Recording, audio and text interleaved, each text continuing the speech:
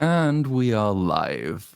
Hello, ladies and gentlemen. We are Hi. back. Were we here last week? I can't remember. No, that was No, your we weren't. fault. That was my fault. Yeah, there was supposed to be a video releasing last week, and it ended up being delayed. So we could have been live last week, and we just weren't. Just I'll take weren't, the blame for that all one. his That's fault. fair enough. Yeah. But what were you saying about Saudi Arabia just a minute ago? Where I was like, we really should have said that on Oh yeah, people was talking about the building twice as large as the Burj Khalifa, and I said that this is a country which is really self-conscious about small penises, and this is what they're trying to compensate for. Keep building them bigger and more phallic, and eventually people will stop mocking us. Yeah, insecurity. Is Saudi Arabia just going to be a desert and just one gigantic building in it?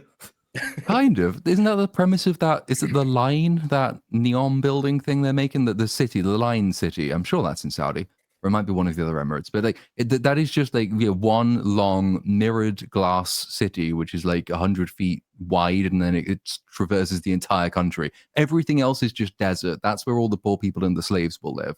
But the rich people, they will live in the Line. It sounds like it's the idea of like the UAE, Saudi Arabia, all those areas is like, we've got unlimited money from oil. Let's build it up. Let's bring a bunch of foreigners here, and then we'll pretend like we're not doing all the crazy shit we're doing. That's their plan. Yeah, they've stopped doing it so much recently, but I remember for like a good period of a few months, like my Twitter feed was just random Pokemon memes talking about 0% tax rates in Saudi Arabia. It was weird, but I kind of liked it. They're doing this in like every industry. Like you've mentioned this, I don't know too much about it, but they're doing it in boxing as well. Just buying up all the companies and everything, and just paying big bucks to have matchups that you wouldn't normally be able to get. But yeah, they're doing it with all kinds of places. Yeah, like WWE, they just paid to have WrestleMania brought there in 2 years, and they're just Tom Brady was playing flag football. Like, what the fuck is going on? And it was golf as well. Not that anybody gives a fuck about golf, but the entire country's one big sand bunker, so I can't really see how that would work. But I think they bought like one of the big golf tournaments or something. They're probably doing tennis.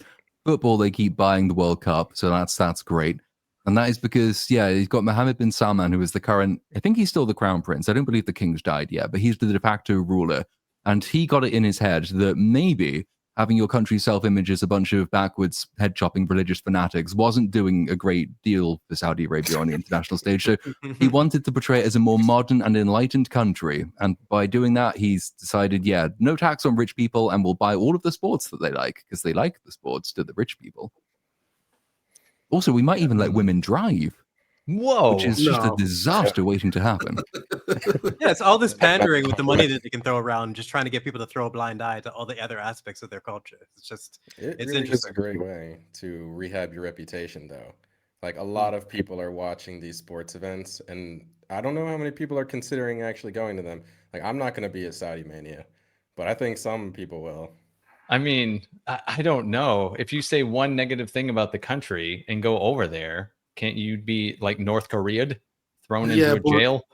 We live in the UK, me and Platoon, and that's the same thing. Fair enough. We don't have golf courses or anything.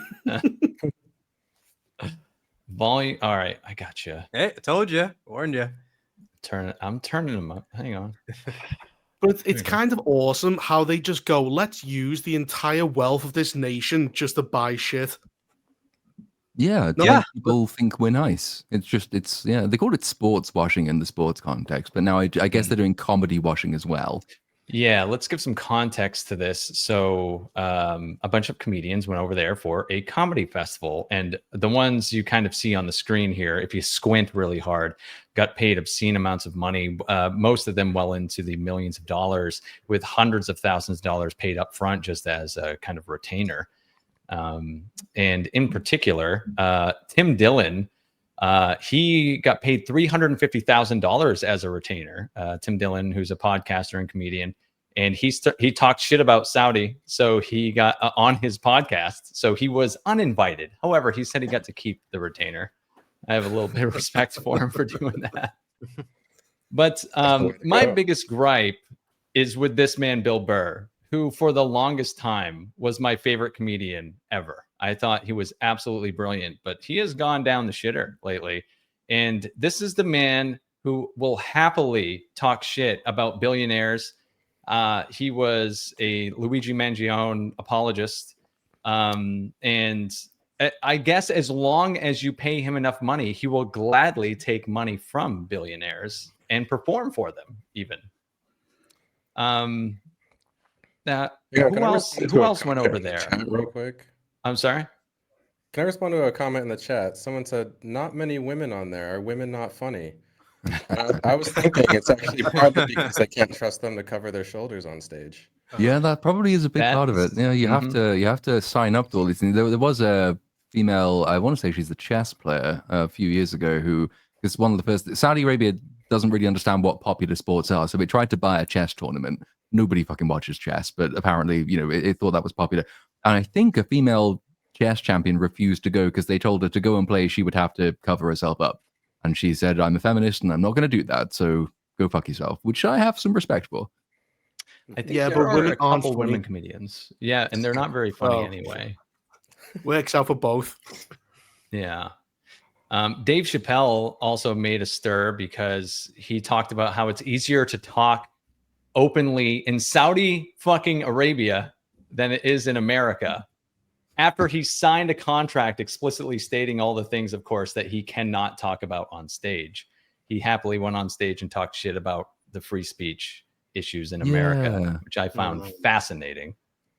Which is there's a degree of truth to it, only insofar as it is easier to talk shit about American politics in Saudi Arabia. Like you're not going to get cancelled for shitting on like the woke left in Saudi Arabia, whereas you would in the United States. So that's, you know, I sort of see a thing where he's coming from with that. But yeah, you're not allowed to joke about the Saudi royals, and you're not allowed to take the piss out of the Prophet Muhammad.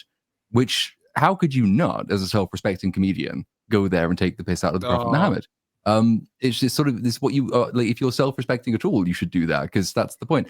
It came up on FNT on Friday. I can't remember which comedian it was.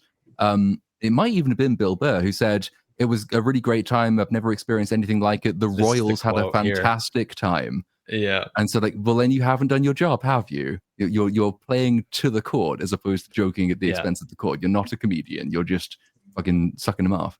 No, and this is the quote here. He said, the second part, it was great to experience that part of the world and be a part of the first comedy festival over there in Saudi Arabia. The Royals loved the show. Everyone was happy. The people that were doing the festival were thrilled. Well, aren't you just a fucking sellout?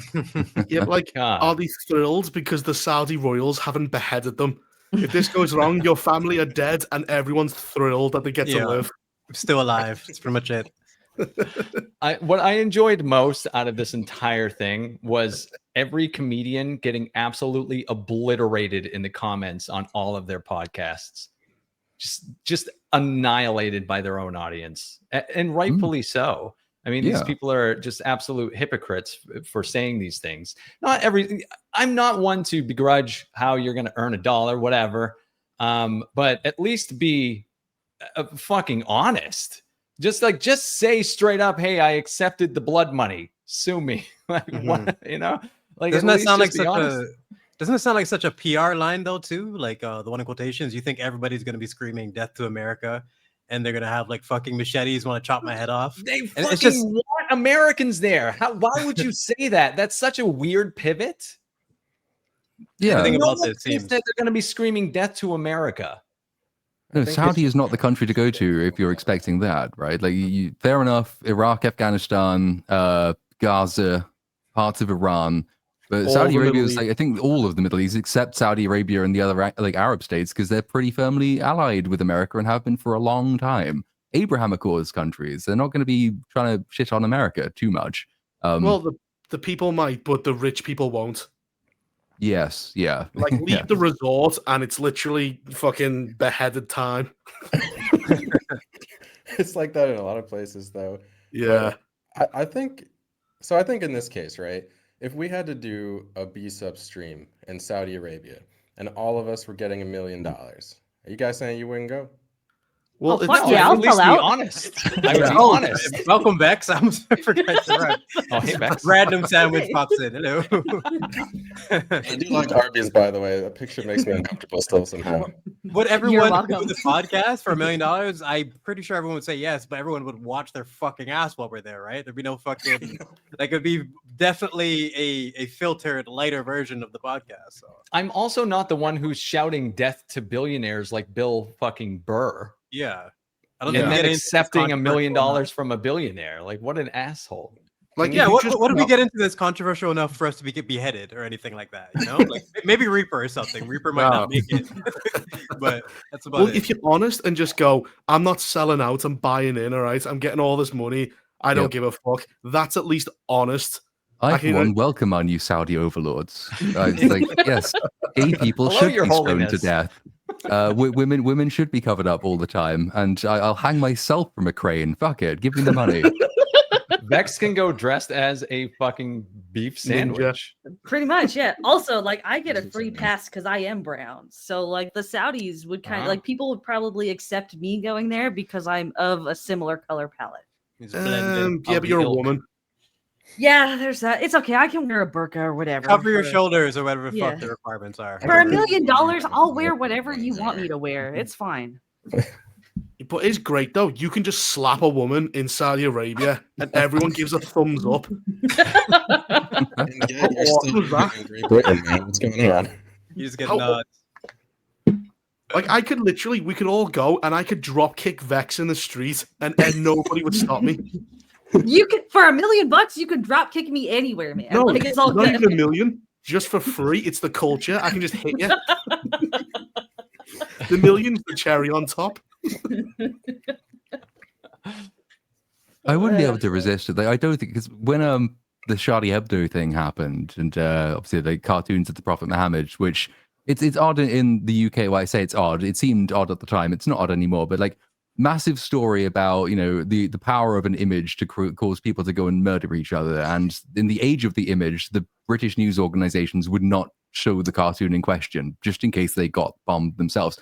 I think I just started uni at the time, and I did a public debate on it. So naturally, the first thing I did was print the cartoon and stick it on the front of the podium, because the motion was like this house would republish the Muhammad cartoons. I said, well, fuck it, I'm speaking for the motion. I might as well just republish the Muhammad cartoon and force somebody else to take it down afterwards. I just don't understand how people who do fancy themselves comedians cannot do stuff like that, even for the amount of money they're paid. If you're being paid the retainer anyway, and it's not going to be taken away from you, even if they cancel you, then what have you got to lose except maybe your head?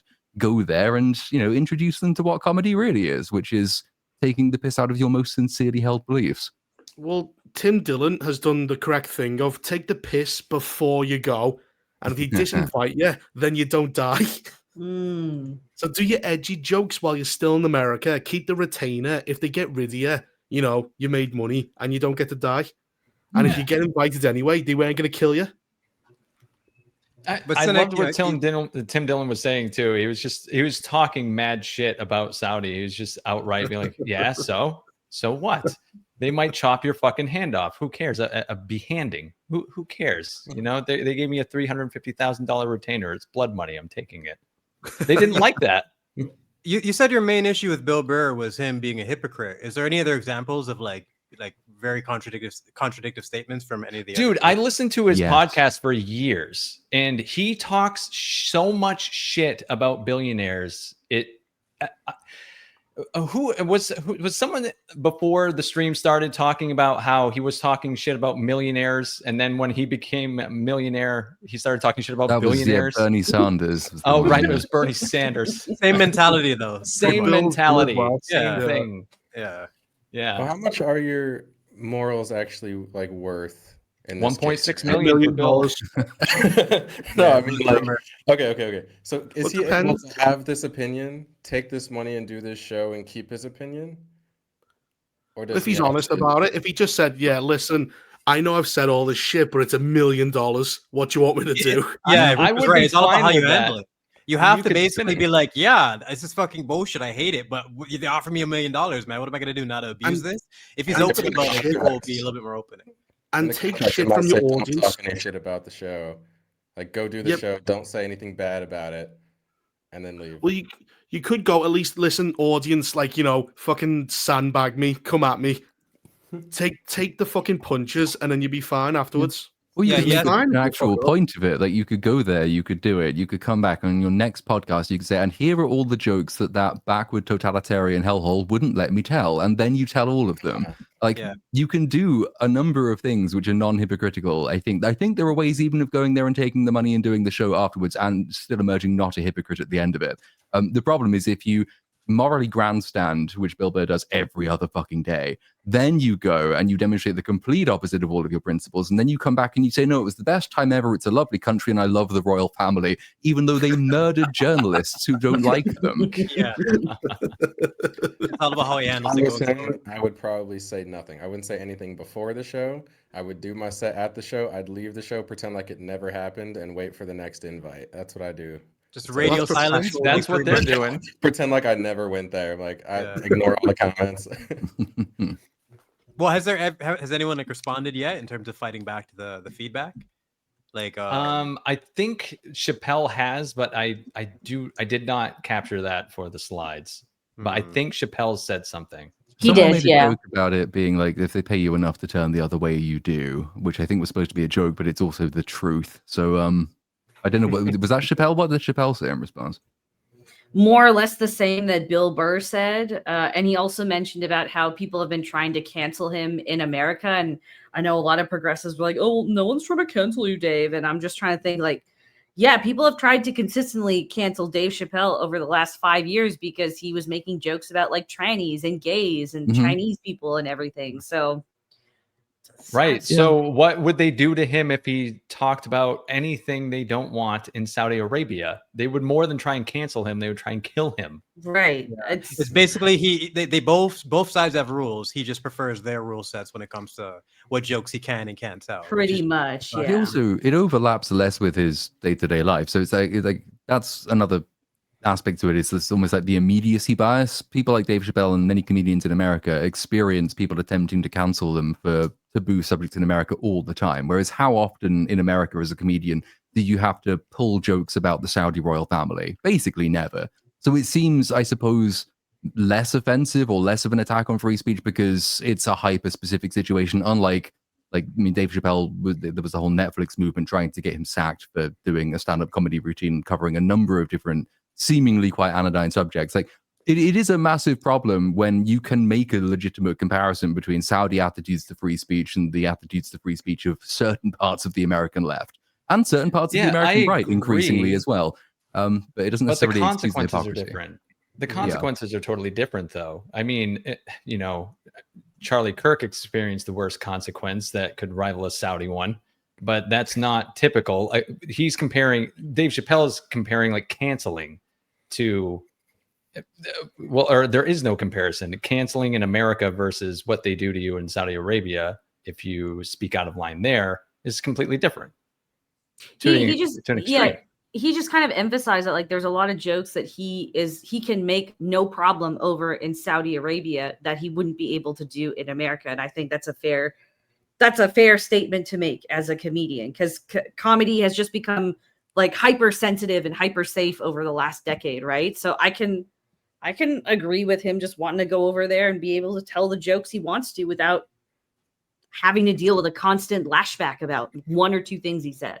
This is why I find this whole thing interesting, because each one of them probably could have a different perspective as to why they find this, they can justify this in their head, even though they've said all the things they've said. I'm actually curious, instead of just being, oh, hypocrite, I'm actually curious. I want to know why, Bill, why Dave, why, like every single one of them. I would like to know each of their answers, because you could probably learn a lot from each one of them.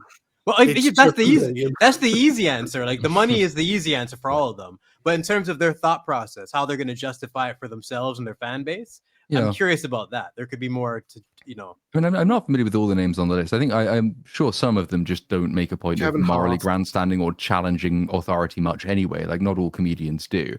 But I saw someone in chat say like Jimmy Carr that they used to like him, but at least he doesn't grandstand. Funny thing about Jimmy Carr is I actually did go to see him like a month or so ago for my mum's boyfriend's birthday. And someone asked him about the Online Safety Act in the UK, and he said he's very concerned. He wasn't joking about this point, very concerned because it seems to make it that much quicker and easier to establish a totalitarian state. What he didn't mention is that he was due to perform in one in a month's time. So, fucking, he doesn't grandstand too much, but there's a bit of hypocrisy that goes on there. Yeah, but that's like visiting, like North Korea. Oh, this is horrible, but I'm going back home, so I don't really care. Plus, how many jokes about like these comedians go, oh, I can't tell jokes, but how many jokes about Saudi royals do you have? One, if that. Yeah, one. you don't have any jokes. So one of the comments, can you joke about trans in Saudi Arabia? I'm like, can you? Oh yeah, you can. Definitely you can. It's like that's a very, very safe subject. Like, you can joke about the gays and the trans people all you like in Saudi. Almost they probably same with Iran as well. Because like, Iran is an interesting country. Iran has roughly the same attitude toward gay people as some of the trans lobby does in the UK and the US, for example. Iran is the pioneer country for gender reassignment surgery on the principle that they would rather you have a trans daughter than a gay son. So you're allowed to make jokes about that over there because they think it's generally a pretty funny, weird thing to do anyway. More difficult to do that in this country, I think, for stupid reasons. There's also a weird thing called Baki Basri, which is because they hate women so much, they would rather bum a young boy instead. Because they can go out in the street with a boy and nobody looks. Whereas if you go out with a girl, people clothesline her. What a fun place. I might go to Saudi Arabia, though. You've all sold me on it. Sold. Don't need to pay him. He's just going to go. I just wouldn't see the point. Like, you have to stay inside because it's the only place that's aircon. And so, like, it's not 1,500 degrees in your room. And there's, like, alcohol's doubly expensive because they charge a massive tax for, like, foreigners who want to drink it. But I know what the entertainment will be. I'll watch people outside in the sun boiling to death as I sit inside. Watch the slave cleaning the windows on your giant skyscraper. And I'll just empty me a plate of spaghetti on the floor and go clean. Travel all that way just for that.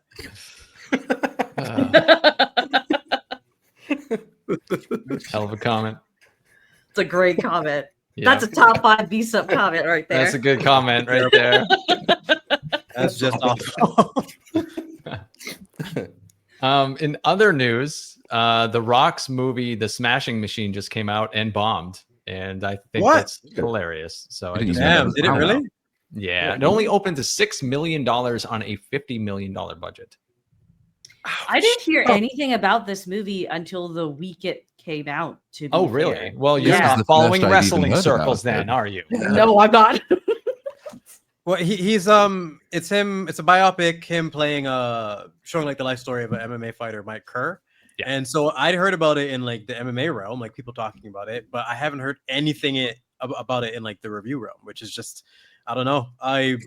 This seems to me like him trying to redeem the Black Adam phase and really try to get some good performances while he still can. And for it to bomb, like, horrible timing. I'm a serious actor, bro. Trust me, Phil. Yeah. It's like, and now that nobody cares. Yeah, nobody really wants to see The Rock as a serious actor. Yeah. I've heard good things about this movie, though. This is the thing. It probably is pretty solid because the source material is good. There's already a documentary that was really good. So, and he's actually a decent fit for the role. But then, boom, now nobody cares, so it bombs. I feel like the marketing was just really bad on this, though.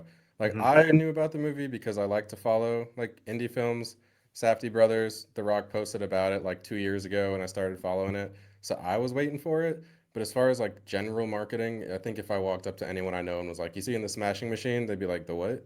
The what machine? Did you see it?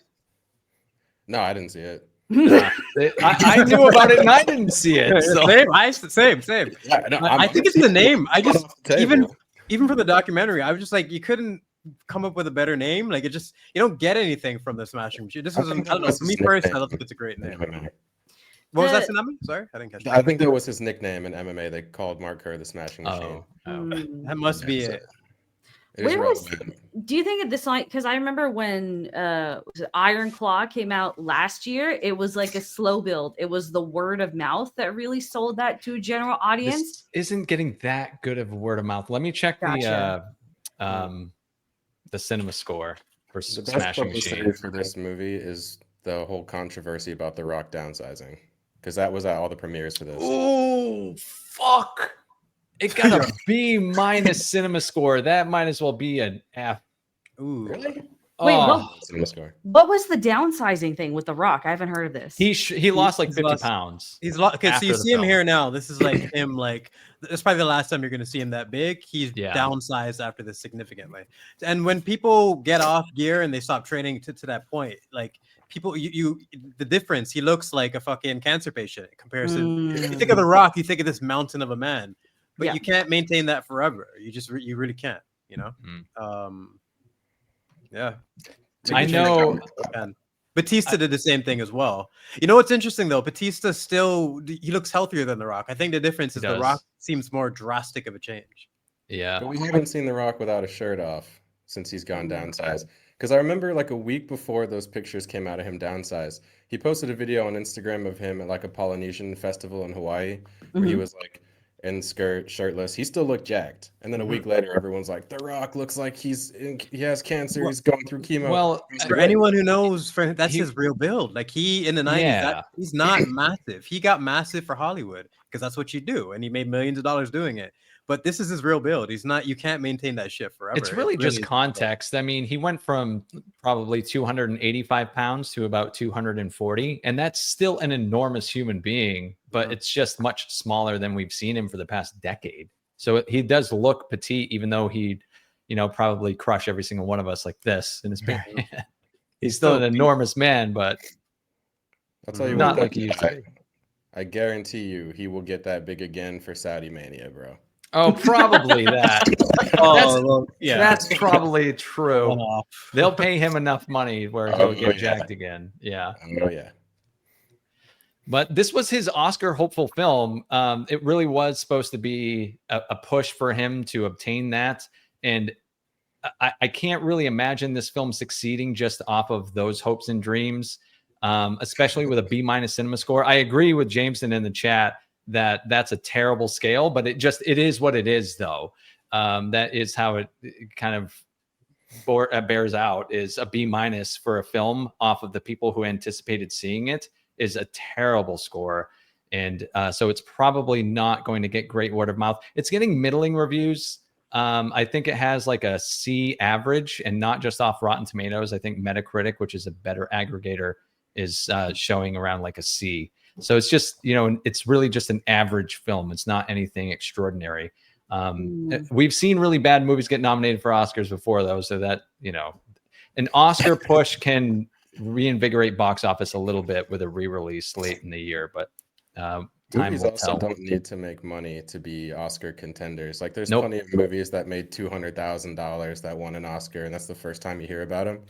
And then in this case, you can also have something like Amelia Perez be nominated for like 20 bajillion Oscars. Yeah. So like, I don't know. It is almost the opposite relationship. Actually, the more money your movie makes, the less likely it is to get an Oscar, just because they don't believe that Oscars are necessarily for rewarding films that people watch and like. They're for rewarding films that have an important message that more people need to see and hear about. Like Amelia Perez, whatever the fucking message in that film was, people definitely needed to hear it. Black Panther was the best of both worlds. It made money and it sold a message, and it got like 8 Oscar nominations. Yeah. It But did. you actually made me curious now, like excluding things like Lord of the Rings, because that's just like one of a kind. What's the highest grossing like Oscar winning films? Like wait, what category are we talking? Just any Oscar? I do agree with Avatar that. Oscar nominated, but not winner. No, how about winning? To narrow it down a bit more. Lord of the Rings got 11 out of 11 for Return of the King, which is nuts. Ask ChatGPT. Yeah, nominated for 13 for the first one, 6 for the second. Well, I know that Moonlight got only 400,000 at the release, and that got an Oscar. Well, I remember seeing the trailer for that, thinking, yeah, that's going to win an Oscar, and no one's going to see it. Suicide Squad has an Oscar. Really? Yes. Wait. Oh, wait. Suicide Squad or Suicide Squad? The first one. For what? I remember that. The David Ayer one. The highest grossing Oscar ever was Titanic, actually. Yeah. Okay. That makes sense. I'd be interested to see the difference though, in like the average earning of an Oscar movie from 20 years ago versus the average earning Oscar movie from like the last 10 years. Because my impression, I don't really follow award shows that closely, but my impression is it has changed a little bit in that they did used to award movies that were popular, and they do that less and less these days. Oh yeah, like what was can anyone name the last like Oscar last year or the year before? No. It's really become this thing that's been these obscure movies that nobody's really heard of. Where I feel like at least just 5-6 years ago, you at least heard of them, or most of the nominees you've at least seen or heard of, and it's just. Oh wait, didn't that prostitute movie win last year? Yes, it did. Anora. Oh right. Yeah, Anora won Best Picture because it was a prostitute movie. So it's about female empowerment or whatever. Yeah, that was basically what it boiled down to. Yeah. What's the last one you cared about though? Like for anyone on the entire panel? Because I don't think I was at any interest since like Parasite. Like Parasite was the last one. I'm like, you know what? I really enjoyed that movie. You deserve it. But Parasite was only talked about because Black Panther was going to win it. And people were going, I'd rather have Parasite win than Black Panther. Wasn't it between Parasite and Joker? Wasn't that the competition? No, it was Joker thing. Only Oscar. What's his Joker name? and Parasite. I remember people. Right. Yeah, because Black Panther was the year before Joker and Parasite. Yeah. I think I stopped. I asked Rock about it because Gork is always right about absolutely everything, and its word is gospel.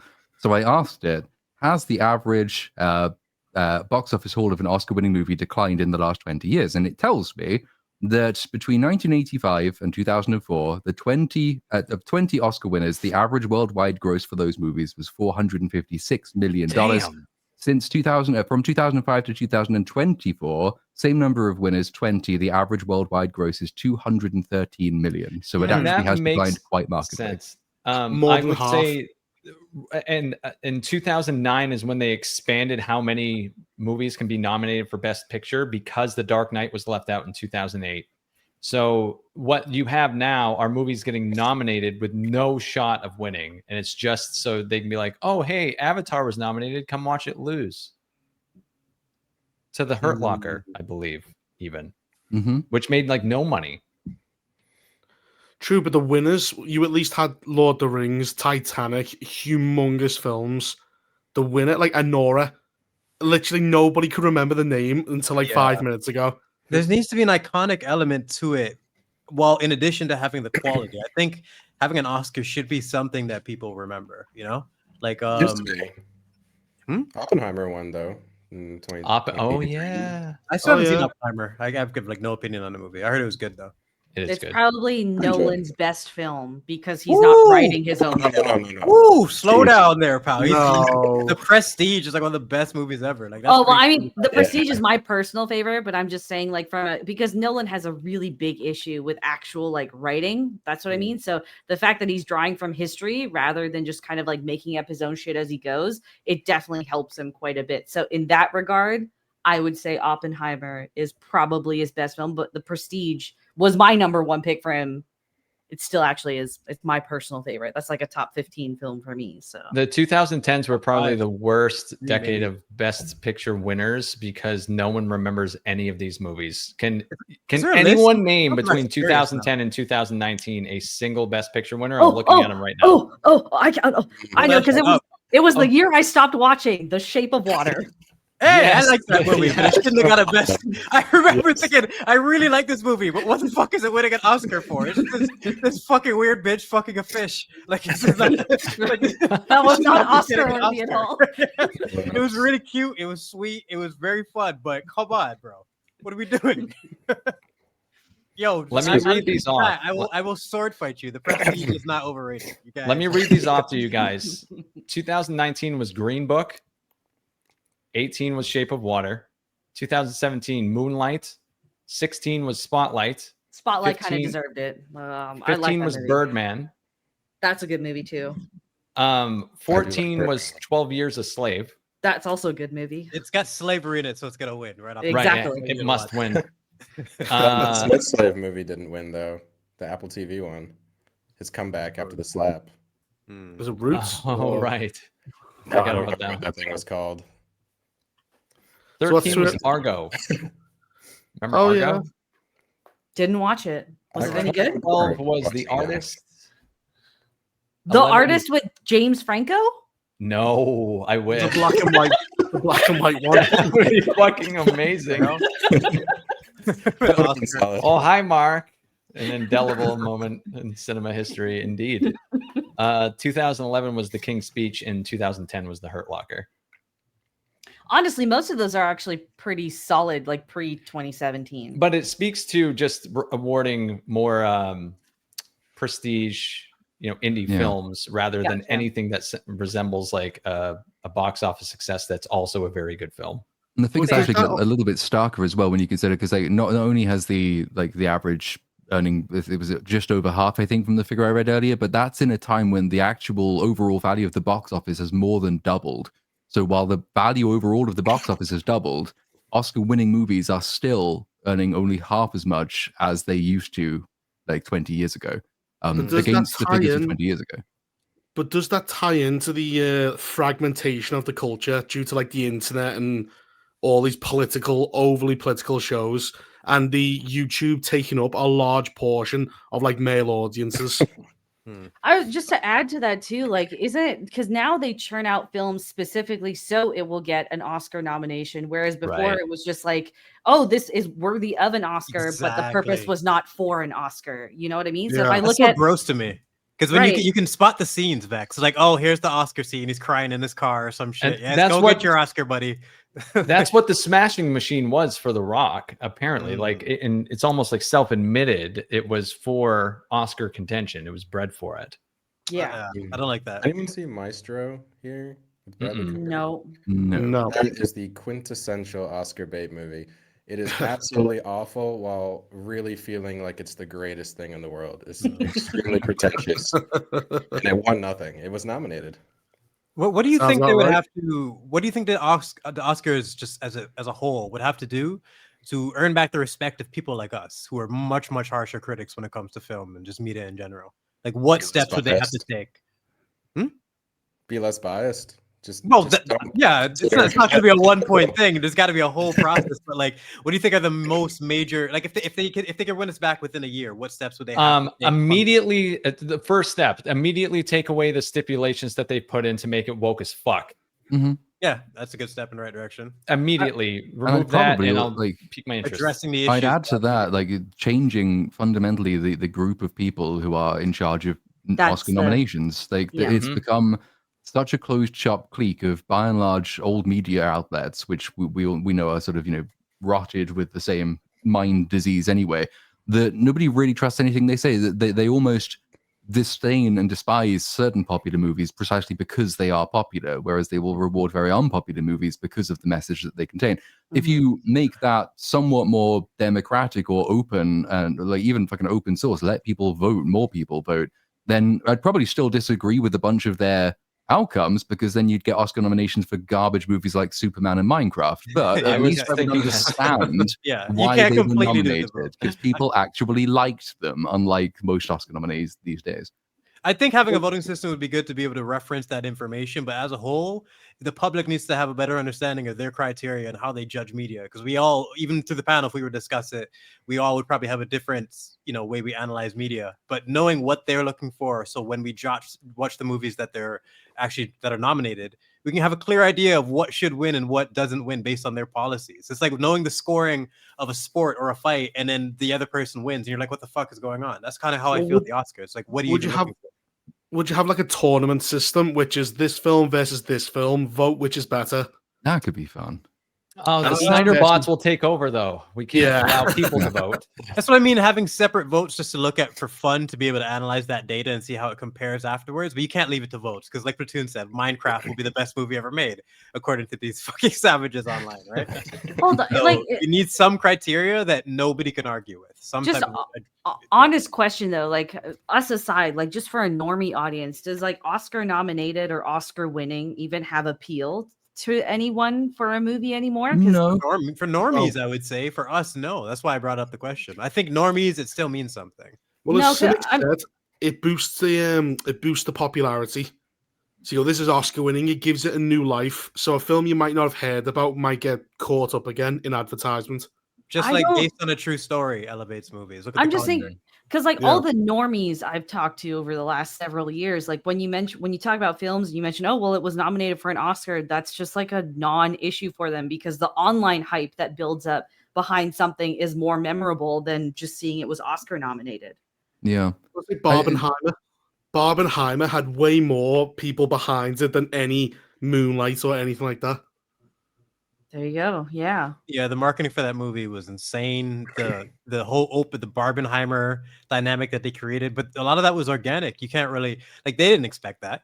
You know what I mean? No. Like a lot of that stuff you can't control, but you have to know how to roll with it. I do think it works as well as like probably more as an in the club marketing device than it does like a marketing to normies kind of device. In that if you can go around saying you are an Oscar nominated or an Oscar winning director, the number of jobs that open up to you because people in the industry value that still more than the general audience does means that people who can maybe not necessarily write a film or shoot a film or make a good film can nevertheless go and say, well, I got an award from people you industry folks care about, so give me this new bigger job.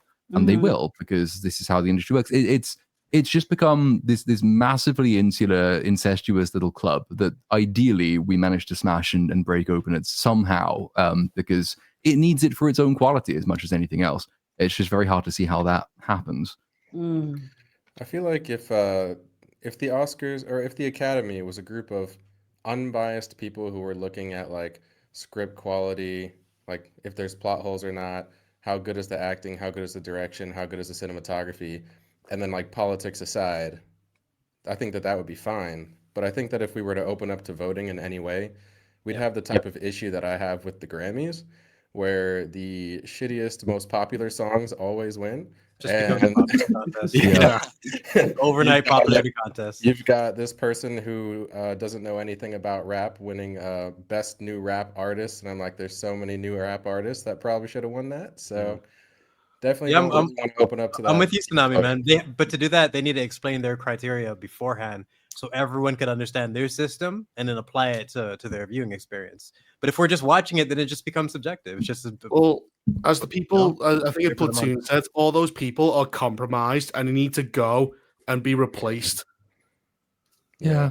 And not almost even just a very moderate improvement without, it wouldn't even take a huge amount, is that you stick like a rotating cast of nominating committee members on there. So that if you're on there 1 year, you're not going to be on the next. That you're not giving away coveted positions to people based on the institutions they work for or the credentials that they have.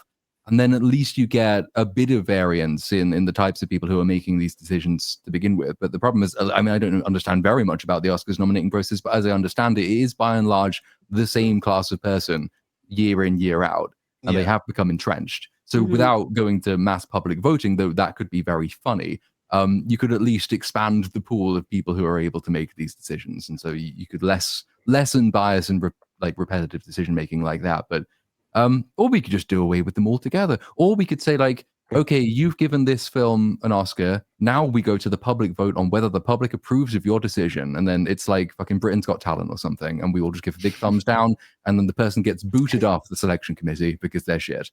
It's like Austin Powers. He gets like flung back into a chamber and set on fire. Fuck, man. What would be your like first step? Like if you're in charge of the Oscars, Platoon, what would be the main standard for quality that you'd like implement when it comes to the movies? Standard for quality or standard for like standard for the analysis that are there for all the nominees? Like what's the main criteria for quality? Oh god, I think I mean that would be sort of award dependent, right? So that if you're giving it for like best written movie, then that's what I mean. Like would it be just objective writing consistency throughout the film? Would it be the thematic element? Like what would be the most important thing if you could pick one throughout the Oscars? And I think all of those go into like best screenwriter. So like having nominating committee members who are able to read would be a good start. Who could maybe tell me at length about what the film actually is, and maybe list some plot holes and see if they understand what they are. Like that would be good. Just a basic knowledge and awareness of the thing they're voting on for its technical merits as opposed to the message that it conveys. But if you gave people work, like this is a fucking elitist club, and if you give them homework, do you think they're actually going to do it? They all come in with like little screen reports. Yeah, but if it results in a better overall product, some people would be willing to do the homework. The problem is it's the club. The club is to be seen. I am a film critic. My word is law and all that type of shit. They love to fucking sniff each other's farts. So if you actually had to come in and have skill and make reports, they would just move on. Is the criteria for an Oscar on the Academy website?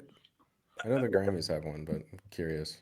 It's probably like give us a little payment in our back pocket, and you're allowed. Yeah, there is one. I've never Yeah. seen it or even heard of it. That's the But No, that the is only the weird thing, 'cause, like, criteria.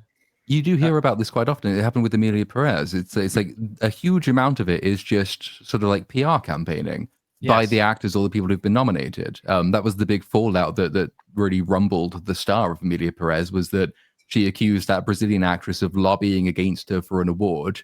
And then the Brazilian public didn't like that, so they pointed out that she was mad and hated immigrants and Muslims.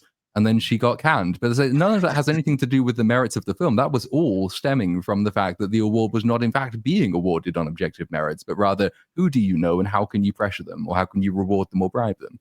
Didn't Rami Malek say that after he played Freddie Mercury? He was at every single party and he was at every little thing with them. And then suddenly he wins like Best Actor. Yeah, so it's all big club and you ain't in it. I think I was trying to find it, but I think the only criteria that's standard right now is the inclusion criteria. Jeez. There's the cutoff date too, right? For when the film has been. Oh released yeah, or yeah, whatever. and a cutoff date. Yeah. Yeah. And that's about it, as far as I know. I think you guys are right. It's just, who do you know, and how hard can you campaign, and how much money can be put into the campaign? The one bit of the one tiny piece of criteria you can find is the most worthless thing imaginable. Like, holy shit, how is this possible? It just, I don't know. The Oscars, it means nothing when it has the history and it's been around so long to where it should mean something more than this. They should have better standards. Like, I really wish they can turn this around in the next decade. We're in the weird position where the Razzies is probably more rigorous in selecting its awards. You say that half jokingly, but no, they'll actually have a criteria for why this is shit. You know what I mean? They'll be able to explain why it's shit better than they'll be able to explain why this is good. Well, because there's so many terrible movies, how do you differentiate them? How do you mark them? How do you say this is worse than that when there's so many? Like, what's worse, Madam Web or G20? Like, that you can have a whole discussion on that. Like, you just break down your philosophy on shit writing, and like, it's a hard question, right? Two different types. It would be pretty funny though if movies started campaigning for Razzies. Yeah, Yeah, I'd like to see that. I'd approve.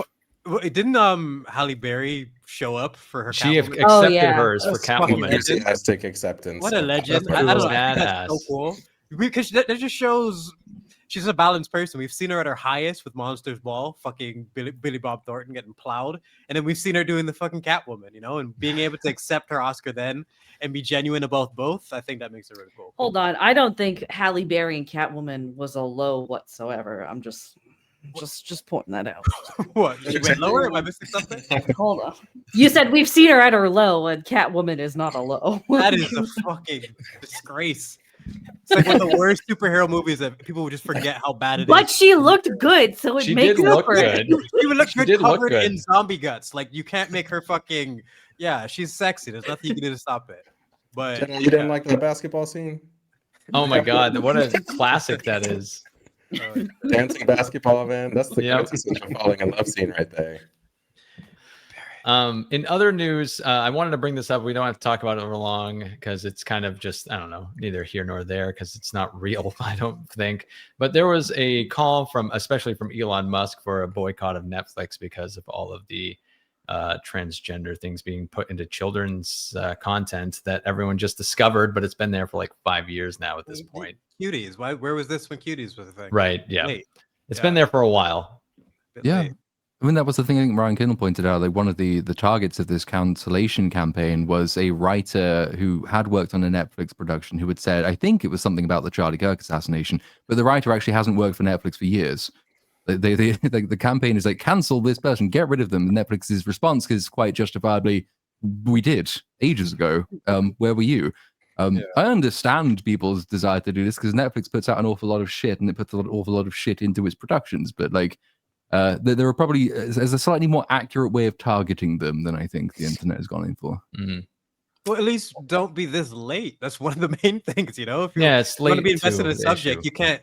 You can't really show your investment, your passion in a subject if you're this late to the party. Yeah. Well, Didn't they'll Tim Pool come say back. something like, "Oh, we need to start paying attention to this"? It's like, where the fuck have you been for the last 10 years? Right.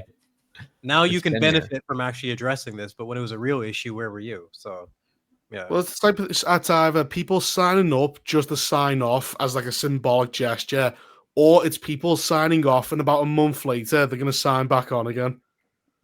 Yeah, pretty much. I don't It's think just- anyone is. I don't think anyone is concerned enough about this stuff. Like they'll just ignore the stuff they don't want to see.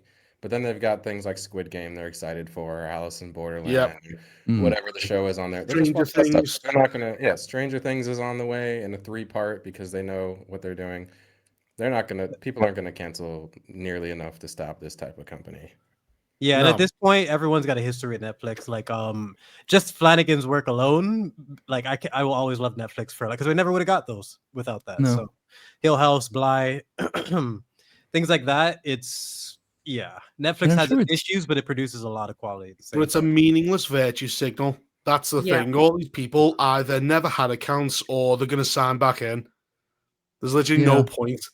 It's like, I'd be really interested to see, because I'm sure it's made a difference. I know like the stock price did take a bit of a dive, not a massive one, but it took a bit of one. But I'd like to see like the figures for cancellations like of the last month versus the usual number of cancellations Netflix gets. Because if anyone else is anything like me, I'll subscribe to Netflix for maybe a month or two while something is out that I need to see that I can't easily get elsewhere.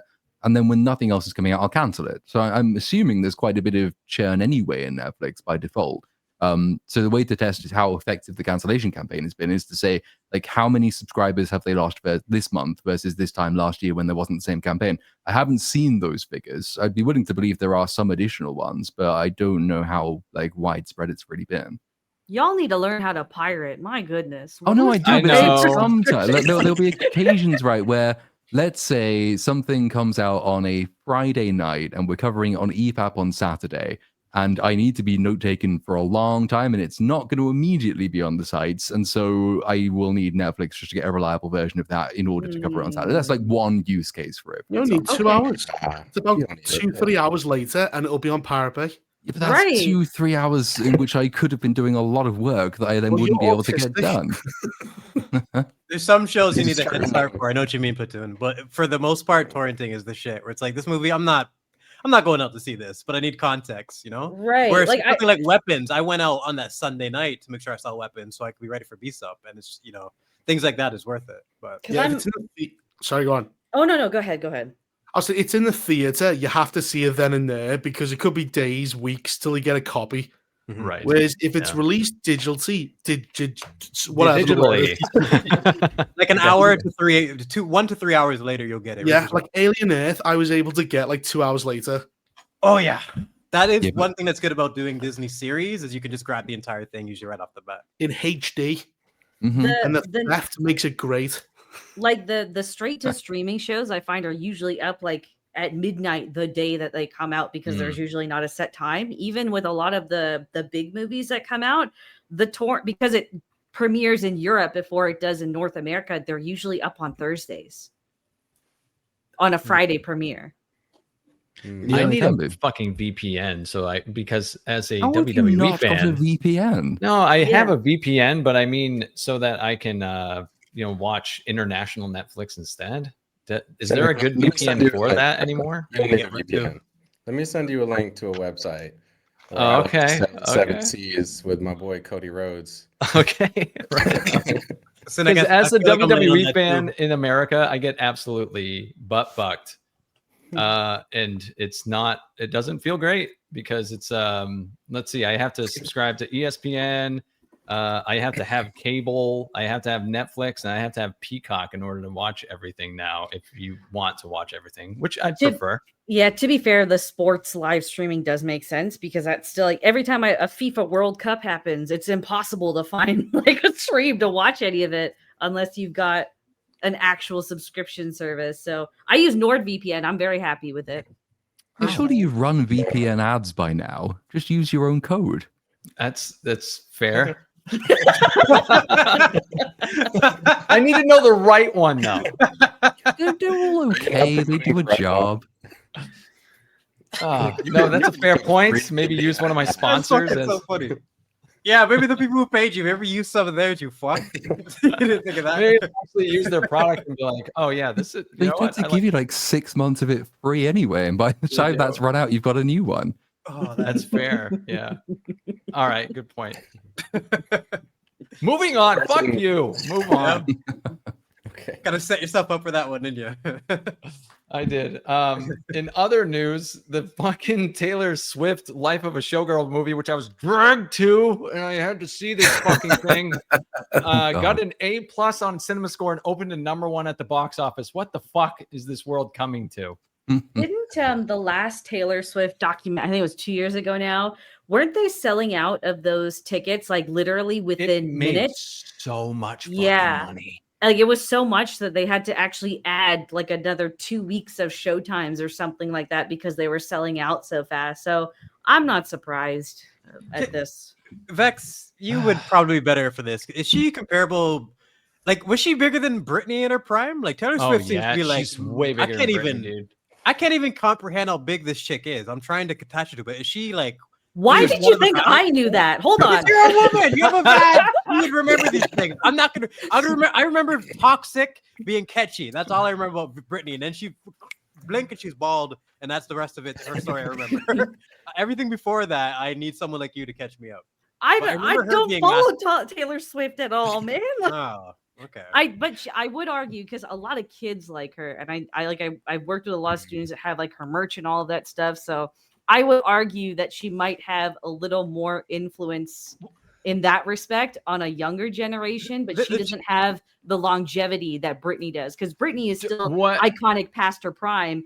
I don't think Taylor's gonna have. Dude, Taylor Swift's been fucking popular. This is me having to defend Taylor Swift. What is this world coming to? This bitch has been fucking popular for like 20 years, and she has this tour called Eras because there are different eras. She's like generational. When I had to go see this fucking piece of shit, there were like 10-year-olds there, man, and 40-year-olds. What more can you ask for besides generational? I wouldn't say talent. So okay, so you're confirming this. Someone in the chat said no way she's not bigger than Britney, and then yes, she is. And then someone after said she's bigger than Michael Jackson. So like, which one? Hold on. I don't know about Michael Jackson. Okay, there we go. Because I'm just like, what are we doing here at this point? I feel like I don't know. I don't listen to her music, so I can't really track her success. But I need to hear it from you guys. But she just seems to everything she touches turns to gold. It seems like. I don't feel like she's bigger than Britney because. Like that's a whole different time period, right? People were buying CDs, people were still buying vinyl at this time. People were watching music videos. Like I think that social media in general changes how big an artist can be and like in what way that people know of them. 100%. But as far as like do 60-year-olds know her music and 10-year-olds know her music like everyone knew Britney Spears' music? I don't think so. I love the point that you just brought up, the difference in the culture. I would love, like, Cynic, this seems to be, like, from a place of, like... because I have to fucking like it because my girlfriend likes it, so this I comes have to from a know place it. of torture. That's what I was going to say. This comes from a place of, like, torture and abuse. But I would love to hear, like, a chick who's super educated on the history of pop culture comparing Britney's success to... Like, I'm genuinely fascinated about that specific comparison because she seems massive in a way that I can't think of since, like, maybe Britney, probably. Where I just can't escape her, even though I don't listen to her music. Maybe she wasn't as big as Britney at her absolute peak, like the absolute peak. But Britney Spears had a movie that came out, right? And it, back in 1999 or 2000 or something, 2001. at her peak. Crossroads. 2001. Crossroads. Right, and it wasn't, it was like a moderate success. Taylor Swift's movie that came out a couple of years ago, which was just a fucking... like a concert movie, made like $500 million. Yeah, but just like you said, Britney's movie didn't have the support of social media the way Taylor does now in modern day. So that's why it's different. But she does have the support. So I know it's apples to oranges, but they're both fucking fruit, baby. So it's also a different time though for like concert movies. The concert movie thing was not really a thing like 20 years ago. And now everyone's releasing a concert movie. Beyonce had one like a year ago. Like anyone who's into K-pop, there's Robbie like Williams. Robbie Williams. There's like a million K-pop concert movies that are just concerts on the screen with a little bit of backstage footage. I think that if she released this 20 years ago, it probably wouldn't have blown up. Okay, here's just a numbers comparison between Britney and Taylor. See, that's why I asked Let's you. go. Okay, according to Grok. Okay, so Britney has sold over 150 million records worldwide. Taylor has sold 200, making her the best-selling artist of the 21st century in some metrics. Okay. Britney's first 5 albums all debuted at #1 on the Billboard 200. Of Taylor's 12 albums, 11 had #1 on the Billboard. In terms of singles, Britney had 9 at #1. Taylor had 10 at #1. Bitch. And then in terms of streaming numbers, again, the pre-streaming era kind of shifts us a little bit, but like as a streaming era now, so Britney has just over 19 million monthly Spotify listeners. Taylor has 112 million monthly Spotify listeners. Fucking bitch. Jeez. Dude, I told you. You know why I was dragged to this? Because I got her to watch all those Marvel movies, and she's like, well, you're going to see this fucking thing with me. Like, that's a good deal. That's not the worst fucking deal ever. But I was gonna say, honestly, the fact that Britney did all that without social media and shout out to Britney for that. That's the fact that the numbers are even comparable in any way to discuss. I think it's impressive. Because Taylor Swift just hit a different stratosphere with, I don't know. There's also like another thing that I think helps Taylor, at least in terms of the generational way, because I don't know if you guys followed Britney's personal life when she was at her peak, but I remember when all the Vegas marriage and the Kevin Federline stuff and Britney shaved her head. I remember when that was just like on every tabloid, right? But now with Taylor Swift, it's been so manufactured that she like over the last 10 years, she was literally dating a new up and coming celebrity like almost every year right before an album. It's like Jake Gyllenhaal was a big one. Who's the guy that plays Loki? Tom Hiddleston. Yeah. Tom Hiddleston. Fucking right. Every time I see Taylor Swift, she's got a new famous boyfriend. And so you're right. You're right. She'll ditch Travis Kelce because he's going out. He's not at his peak anymore as a football player. So I'm sure she'll have to ditch him at some point. So there's like, I know like all of these celebrities are pretty manufactured either way, but like Taylor Swift in particular, like she's a pretty notable one. So like over the course of 10 years, we've seen her date celebrities that we knew growing up, as well as new celebrities that are popular with a younger demographic. You said, "Oh, why did you ask me?" And then boom, you're just dropping Taylor Swift bombs. This is a Taylor Swift knowledge. Down. You had that ready to go. But I was gonna say, I think you made it interesting. We're like, she's so PR managed, where it's like that's why she's so boring to me. Britney was so much more flawed, and it's because she's mad. Huh? It's crazy, man. It's crazy, yeah. I think Britney being so flawed is what made her a little bit more interesting as someone. Absolutely, yeah. Like Taylor Swift isn't mad. She's a monument to averageness. That's why she's so popular. And she's like, there's nothing actually remarkable about her, and that is what is remarkable because it means everyone can relate to her, and all of her songs are about roughly the same thing, and they all sound the same, so you'll like all of them. I did the last album when it came out, and I remember thinking, like, I've never listened to a Taylor Swift song knowingly, and it's so big, I should probably try and familiarize myself. I just sort of skimmed through every song on the album, and I could not tell. Like, it might as well have just been one verse leading into another verse, because they all sound the fucking same. That's what I said. I didn't understand, like, after every song, because it was literally an album release. She didn't even film anything for it, except... she was talking in between each song to explain each song that absolutely requires no explanation because all of the lyrics are so fucking on the nose. She'd be like, this song's about when people call you honey and it's passive aggressive. And then the lyrics are like, it's like when people call you honey and it's passive aggressive. You're yelling at the right. She's just Glenn. She's like Ray, man. There's just nothing going on, but she's just conquering everything. I don't know. And someone in the chat said, yes, Avril Lavigne was hotter, and I liked her music more. So yeah, I don't understand Taylor Swift. Yeah, I think she's way hotter than Taylor Swift and never got the same amount of like. What did this chick do to take over the planet like this? I don't. It's manufactured management. She's definitely like an industry, like a massive industry plant. Well, it's because all women go, I'm average. That could be me. when you're unbelievably attractive, you go, I can't do that. I don't have big tits. I don't have anything. Hold on. Like hair. That's a great theory. You laugh, but like when you think about it, that's actually very true. Because Taylor is just like the average looking chick. And think about like this kind of like hyper feminist like culture that we've been embracing over the last 15, 20 years. she speaks to every girl that bought the like, oh, I gotta be a boss bitch and get my own job and be the primary earner thing. And now that she's hitting the wall, because she's like, what, 36 35 now? Something there like you go. She's still selling that thing to women that are actually past the prime and are now fat and have saggy tits that, oh, I can still bag, you know, a Travis Kelce or some shit like that. But this goes into OnlyFans where you get like that fucking Bonnie Blue who looks rough. But yet she's a multi-millionaire for sucking like 1,000 cocks. But she's like a plain average girl. Oh yeah, but there's a big difference there because like she's exploiting like lonely, silly men who will fuck literally anything with a vagina and some things without. So like that's different. Whereas Taylor Swift is appealing to women. That's like I almost don't want to downplay it. The appeal to normalcy is such a huge part of it because she is non-threatening. She is eminently relatable. And she speaks to people. I don't fucking know why, because she doesn't say anything, but she speaks to people. She sings about ordinary, everyday relationship things, even though she's a she's a billionaire. Billionaire, yeah. Well, you get to pretend to be her. That's what it's like. Yeah, you can see yourself in her, I suppose, if you're. Yeah, like I'm a pretty average woman. I could also be dating Tom Hiddleston and all these fucking people, right? Which you'll never do in real life. It's selling that dream that feminism has been selling women for the last like 30, 40 years, in all honesty.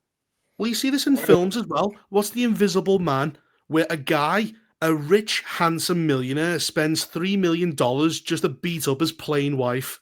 Bro, look at 50 Shades of Grey. What in the fuck of all the castings ever? Of like, you couldn't find a hotter blonde for this specific role. You found this getting a sequel. That's why. It's because girls go, oh, if I'm mid and I get hit, that means, you know, this guy is worth so much, and yet he's so obsessed with me. That's the thing they're selling. She's getting a sequel. He's going to come back from the dead to go after a fucking 5 out of 10. 4.5 at best. 4, yeah. And all the girls are like, well, that's me. Millionaires want me. Fucking psychopaths want. They love it. From her, you're right, man. From her looks to her lyrics, everything is just simplified and just mid to the point where it appeals to so many people. I think we cracked. It's the same with Handmaiden's Tale. And the Nepo baby thing's real. Well, yeah, Handmaiden's Tale was a bunch of average women who just by existing, all these men wanted. They didn't have any skill. They weren't attractive. They just had a pussy. And the Nepo baby thing's fucking real too, because she got her start, like the big lore around Taylor Swift is she got her start at the Bluebird Cafe in Nashville, Tennessee. That is a place that people fucking die to play at. And she got her start there. That's such bullshit that she was able to do that, and it's because she's a Nepo baby. And a lot of people forget the boost that Kanye gave her publicity-wise. I had no idea who this chick was until Kanye did the thing at the Grammys where he whatever I can't even let you finish. I'm gonna let you finish. He made her famous with some stupid Kanye ignorance, and that you can't ignore that type of publicity. Oh, fucking God. Cynic, I want to go straight to the source. Actually, do you know what it is that your girlfriend likes so much about Taylor Swift? She said she only got into her a couple of years ago, and she liked that the Eras Tour movie was kind of a cultural moment for women because people were dancing in the theater and having a lot of fun. And that was going to be my follow-up question to that, because that's a good question. And my follow-up was going to be, like, did she discover her on her own, or did she discover her through a load of friends who also like her? Because my theory for Taylor Swift is also that she's reached this critical mass of almost like the social contagion effect, where she is so popular that she is so popular because she is so popular because everyone listens to her. And like she said that she understands the appeal to women, though, because Taylor Swift, the tour was called Eras for a reason, right? Because there's different eras in Taylor's life because she's a super fucking narcissist. And so Taylor's been there for different moments in women's lives, she suggested. But she also is not, she's not oblivious to the fact that her lyrics are dog shit. So okay, that's a positive at least. Okay, Amy still wins then. Good. Yeah. She does keep winning. She does keep winning. She's smart enough to realize. She's smart enough to realize it's a social contagion, but goes along with it anyway because it's fun. because it's fun. Yes, It's Yeah, a good. why not? Yeah, it's a good like thing for to have her example, in a she film really the entire ride home she was bitching about this thing, this life of a showgirl thing that we saw, because there was nothing to it. It was just a cynical cash grab. There was nothing there. It was just lyrics on the screen to a new album that no one had heard yet. So no one can even sing along or anything. Everyone's just sitting there like this. Except that you've sort of half heard every single song before, so you can Yeah. almost Right, guess but it how all the song's sounds going. like But another Same album we shit. heard. Yeah. But couldn't you why has if she's always there for someone else's, all these girls' lives, how many times has Taylor Swift been dumped? If I she's think made a she does song, the dumping. Yeah, she does the dumping, and then she writes songs about it, which again Yeah. makes it more relatable. So she voices women's gripes with inadequate men, I suppose you could say. So- Like so- she's So Travis Kelce is now the longest public relationship she's had, and funnily enough, it has also led to her worst critically acclaimed album. huh. Think about that. So there's a divorce definitely happening, and then she's gonna have a chart topper again. you know, people talk about like AI actresses. This is the closest we've got to a real version. Yeah. Mhm. Where she literally responds to how the audience, like as Vex said, if her albums go down because she's got a fella, she's going to divorce him. It's like a fucking game you play, affect her life by it's so fucking strange. Fucked up RPG. Yeah, I know exactly what you mean, man. Just not a real person. Just whatever change she needs to do to affect her image, and like it's fucking gross. And the thing is, because when you're outside it, it's so obviously manufactured. And like it is so obviously manufactured. There was that whole weird psychodrama during the last American election where people were going around saying that Taylor Swift is an op to try and get fucking Joe Biden elected. It's like, I remember that. okay, Yeah. I think you're going a little bit too far with that. But like that was the theory, was that she married whatever the football player's name was, because like she's trying to psyop American blue collar men into voting Democrats. Like, that's a bit too far down the conspiracy line. But you're reacting to something real, which is that she is entirely manufactured. Like there isn't anything particularly genuine about her. Like she appears as being so normal and genuine that it cannot possibly be normal and genuine, because no actual real person is as normal and genuine as her albums would like you to believe she is. Well, if she keeps dumping people, does she ever tell the truth? Like, I got with him for money. I planned to take everything. Yeah, is that a part of her lyrics? I lied to the police about hitting me. Holy shit! Nah, man. she can't do that. It's not relatable anymore. She'll do That's that real. That's when relatable. When she's retired, she'll write her memoir or whatever, like on her deathbed, and that's where we'll come out like, oh, well, I dated these guys for money. That's No, what we'll learn. she about needs it. to pull an Usher and do the Confessions album. All the bullshit she's pulled over the years. I want to see Taylor Swift's confession, because I don't know. I just feel like I've never heard a genuine word from this chick. She just seems like a product, like AI, like Platoon, like Reaper said. She's not terribly articulate, because I had to listen to a lot of her talking in between the songs, explaining the songs. Like I was saying, she's not exactly a genius. And it was very telling that she was constantly talking about the one thing that she actually contributes to, which is the lyrics. She doesn't write the melodies. She doesn't write the chord progression. She doesn't create fucking anything. She doesn't play any instrument. She doesn't do a fucking thing. Are you serious? Hey, I'm dead serious. I've seen her holding a guitar. Oh yeah, as a fucking prop, because she's playing a G chord and it's not even turned on, for fuck's sake. It's drowned out by 50 other instruments. That's fucking, like, you really truly needed to be talented to get famous back in the day. Now you can just fucking do one aspect, like an eighth of the actual job of being an artist, and like still be one of the most famous people in history. Platoon, next time you see her playing, God forbid you have to. When you say next time, as though I've ever seen her playing before. Well, see how often her hands move out of this position. This is a G chord. Yep. And then it'll go like this to a shitty C chord that's not even a full C chord, and then it'll go back to a G chord, and that's it. That's all this bitch does. I'm sure that sounds like a B flat, and yet your fingers don't look like that at all. They give her a guitar like you give your little brother the Xbox controller. Yeah. That's not fucking. Cynic, was you like the only guy there, and you were just like all the girls are standing up and dancing? He's in his seat, just sinking in, going down. I got a giant bucket of popcorn and just drowned it in butter and salt, and just stop fucking. I ate the entire thing. I felt like shit afterwards for multiple reasons. The buttery popcorn, what I just had to witness, the hour drive home. terrifying experience. Like I had a similar one with the Barbie movie when that came out because I had to go and see that in theaters to review it, and it's like I am the only person here with testicles. No. It's just this is just. I'm going to sit in a corner with my little notepad whilst all these hideous, cackling women are screaming at the screen.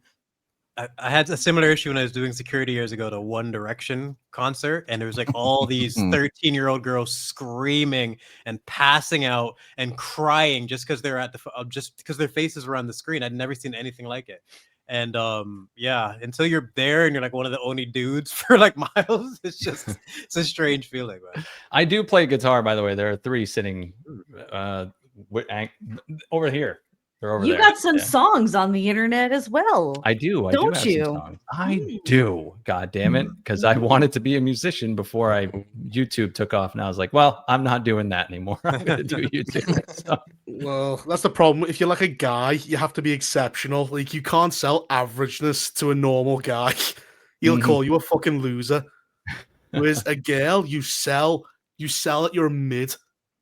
She goes, I'm mid too. Let's all get along. All that type of shit. They're all fun. You sell women a delusion. Women don't live in reality. Yeah, you sell them a fantasy. Like, here's you if with an attractive man, and they're like, well, I could do that. Whereas a guy would go, logically, this is just impossible. Well, just FYI, Zero Zenith, me and Platoon are musicians, and there isn't an intro song. So. Yep. Both slacking. Sing and piano and guitar. Yep. It's never going to get an intro thing though. So right, one day I sing and play guitar, and I can play drums and piano and bass guitar, and I write my own music, and I don't do shit. Then what the fuck, guys? Slacking. You got all the tools over there. All this bragging, but no intro. It's literally us talking about farts in fucking Saudi Arabia and shit. What the fuck? Cynic could have written an intro for BSUP in the time that he spent with that Taylor Swift movie. For sure. You give me an hour and a half, I could have written an actual song. Every song she was playing, I was like, oh, she stole that one from Weezer, and that one from Maroon 5, and okay. I can just hear the chord progressions, and it's just sad. Isn't it? Most songs are written by like 4 Norwegians in like some shed. Yeah, pretty much. Pop yeah, songs.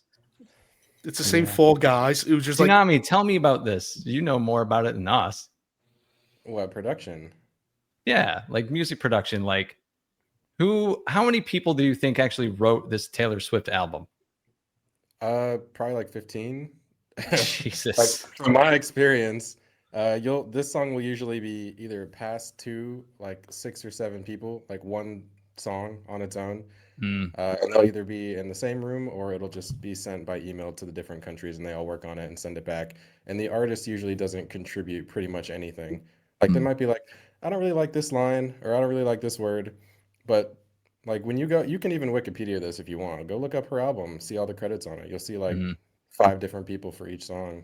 I did see that. There's like one of the last Coldplay, I don't know what the album's called, Coldplay, I haven't liked for many years, but like on their last album, one of the songs, they had something like 17 people credited as like the creators of this song. Crazy. You listen to the song, there's not 17 people playing in the song, and you can't hear what 17 people have done to the song, but 17 people are listed as having made it. Yeah, and you can also have certain songs, like I've done demos where I did like 95% of the work, and then the credits went to like 8 different people because they were like in the room with the artist. Wow. That's fucking crazy. That's gross. Is that like in films we have like executive producer and they're just there?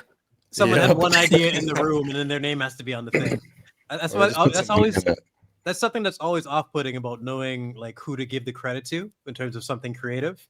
When you have something like that, like how do you even like if you've been in that position, like you said, where 98% of the work was you? Is there anything that people can look to find out the truth about that, or is it just basically? I have to say it myself. Yeah, that's like pretty much the case. Label, like whoever is in charge, if it's like a label or whatever, they're gonna decide who gets what credit, what percentage. Like if it's like a freelance work, like they come to me for a melody, they'll reach out and tell me, here's how much you're gonna paid, and we might even not give you any credit for you. We'll just pay you $5,000 and take the line and go make the money. Jeez, holy shit, ruthless, gangsters, cutthroat. Yep, that's how it goes. And then she gets all the credit because the song just says Taylor Swift. Like when I was sitting there seeing all the lyrics, it just said by Taylor Swift. Like volume up for Ceenami again. I was gonna ask Cynic, when you put this slide together this morning, did you think in a million years we would get that much out of this one? Oh, I did not expect this much mileage out of this. We literally covered every topic, every direction we could possibly go, debating Britney, everything. Like this, so I feel like it's Taylor Swift like expert now. After no, this. I expected me to crash out, to be honest, but I didn't expect to get this mileage out of it. So how rabid are the Taylor Swift fans? Could she like get a Jonestown ritual? 100%, yes. Oh yes. Oh yes. That'd be awesome. If that's how she finishes her career, by taking all her audience with her. They definitely drink the Kool-Aid. Like she can have bodies for sure if she wanted. She's you nailed it, Reaper. She's Omega mid. She appeals to all the middies out there. There's just nothing you can do. There's too many of them. And because they're all like young girls and young women, they are vicious. It's the same thing with BTS, that Korean K-pop thing. It's like their fans are absurd. I made one joke about them one time and just never heard the end of it on Twitter. It's just like I had no idea who any of these random nut jobs were. But like, if they were young men, they would be school shooters. But they're not. They're BTS fans. I like BTS. In other news, this came out over the weekend, and I know I'm in the middle of it, and I know Vex was watching it as well. This is the Ed Gein story, the Monster series. I finished it. So let's get your thoughts on it. This is the series that officially is going to make me stop using Netflix, and I don't pay for Netflix. Shit. Wow. I already don't like Ryan Murphy's other serial killer things because he's got to make serial killer sexy is his thing apparently. So of course you're gonna cast a sexy guy as Ed Gein. There's an interesting idea where I guess spoiler alert. So like Ed Gein, there's not a whole lot on him because he was like a diagnosed psychotic and everything. And there's no one living that could confirm or deny much of the stuff that he told. So you have to like fill in a lot of the gaps or whatever. Instead of kind of like exploring that, they do this mix where like, okay, here's the Ed Gein story that we know. And here's all of the stories that Ed Gein inspired, because like, for those that aren't aware, he's the inspiration behind like Psycho and Texas Chainsaw Massacre and Silence of the Lambs, right? So they kind of, the first 3 episodes are like a mix of here's what we know about Ed Gein's early life and his first kills. And then here's how Alfred Hitchcock and Anthony Perkins like took on Psycho and how that film was conceived and whatnot. So that's an interesting idea. But then the problem is this isn't the Ed Gein story. It's the legacy of Ed Gein. Yeah, so, I didn't like that. So I don't like it so far anyway, what I'm seeing. I'm literally halfway through and I'm not enjoying the hopping back and forth. And I just want Ed Gein's story. I don't want... I decided I don't want the Anthony Perkins story. It gets kind of like the Texas Chainsaw Massacre segment. They don't, the Psycho one they sent 3 episodes on, but Texas Chainsaw Massacre is 1 episode. I would argue they do the most justice to that because like they actually took most of what Tobe Hooper had said about the inspiration for that and then tried to, I guess, work it in. But the Silence of the Lambs segment, it's not even a segment. It's just every reference to it is the mirror scene. Would you fuck me? I'd fuck you. That's all the relevance Ed Gein had to Silence of the Lambs. And so he's Buffalo Bill, right? The Buffalo Bill. Right, the Buffalo Bill. But there's so much more that you could work with, especially since they keep putting moths into every fucking scene they can throughout the entire series. But I don't recommend this. It sensationalizes a lot of stuff that it shouldn't. It's like all other Ryan Murphy productions. It's just selling you on shock. So it's like, how much can we show on screen? So his second victim, the hardware store owner, they make a whole episode about how she was basically the town bicycle and she was a loony. So you're a harlot. Right. So Ed decides that, I have all of these urges. And, the girl that I was interested in, who apparently is also the source of all of the dark shit that I'm into, I'm going to fuck this old woman instead. But then Mother is going to come back and say that I fucked the town bicycle. And they use this whole relationship as a means to get Charlie Hunnam drag, essentially, like just to wear women's lingerie for an entire episode. I think the final episode is probably the worst nail in the coffin. So, like, again, spoiler, we all have watched Mindhunter, I assume. Yep. So we all like Mindhunter. That's probably one of the best things that Netflix has put out. So the final episode is fashioned like a Mindhunter episode. So they have two actors that are Bill and, oh God, I can't remember the other guy's name, right? It's the two investigators, right? And they get the guy that played Jerry Brudos in that series to come back and reprise the role. And they fictionalize this whole thing about how Ed's now, like, he's healed now that he's been in a mental hospital for 30 years. And he decides that he wants to seek redemption. And he does that by giving it's completely fabricated, by the way, by giving these two FBI guys a tip on how to catch Ted Bundy, which includes Ted's name and where he lives and what kind of car he drives. And the FBI apparently couldn't figure this out without, old Ed telling them this, which Ed learned in a letter from another serial killer, Richard Speck, who you get to see get violently reamed out by a black guy for about 5 minutes.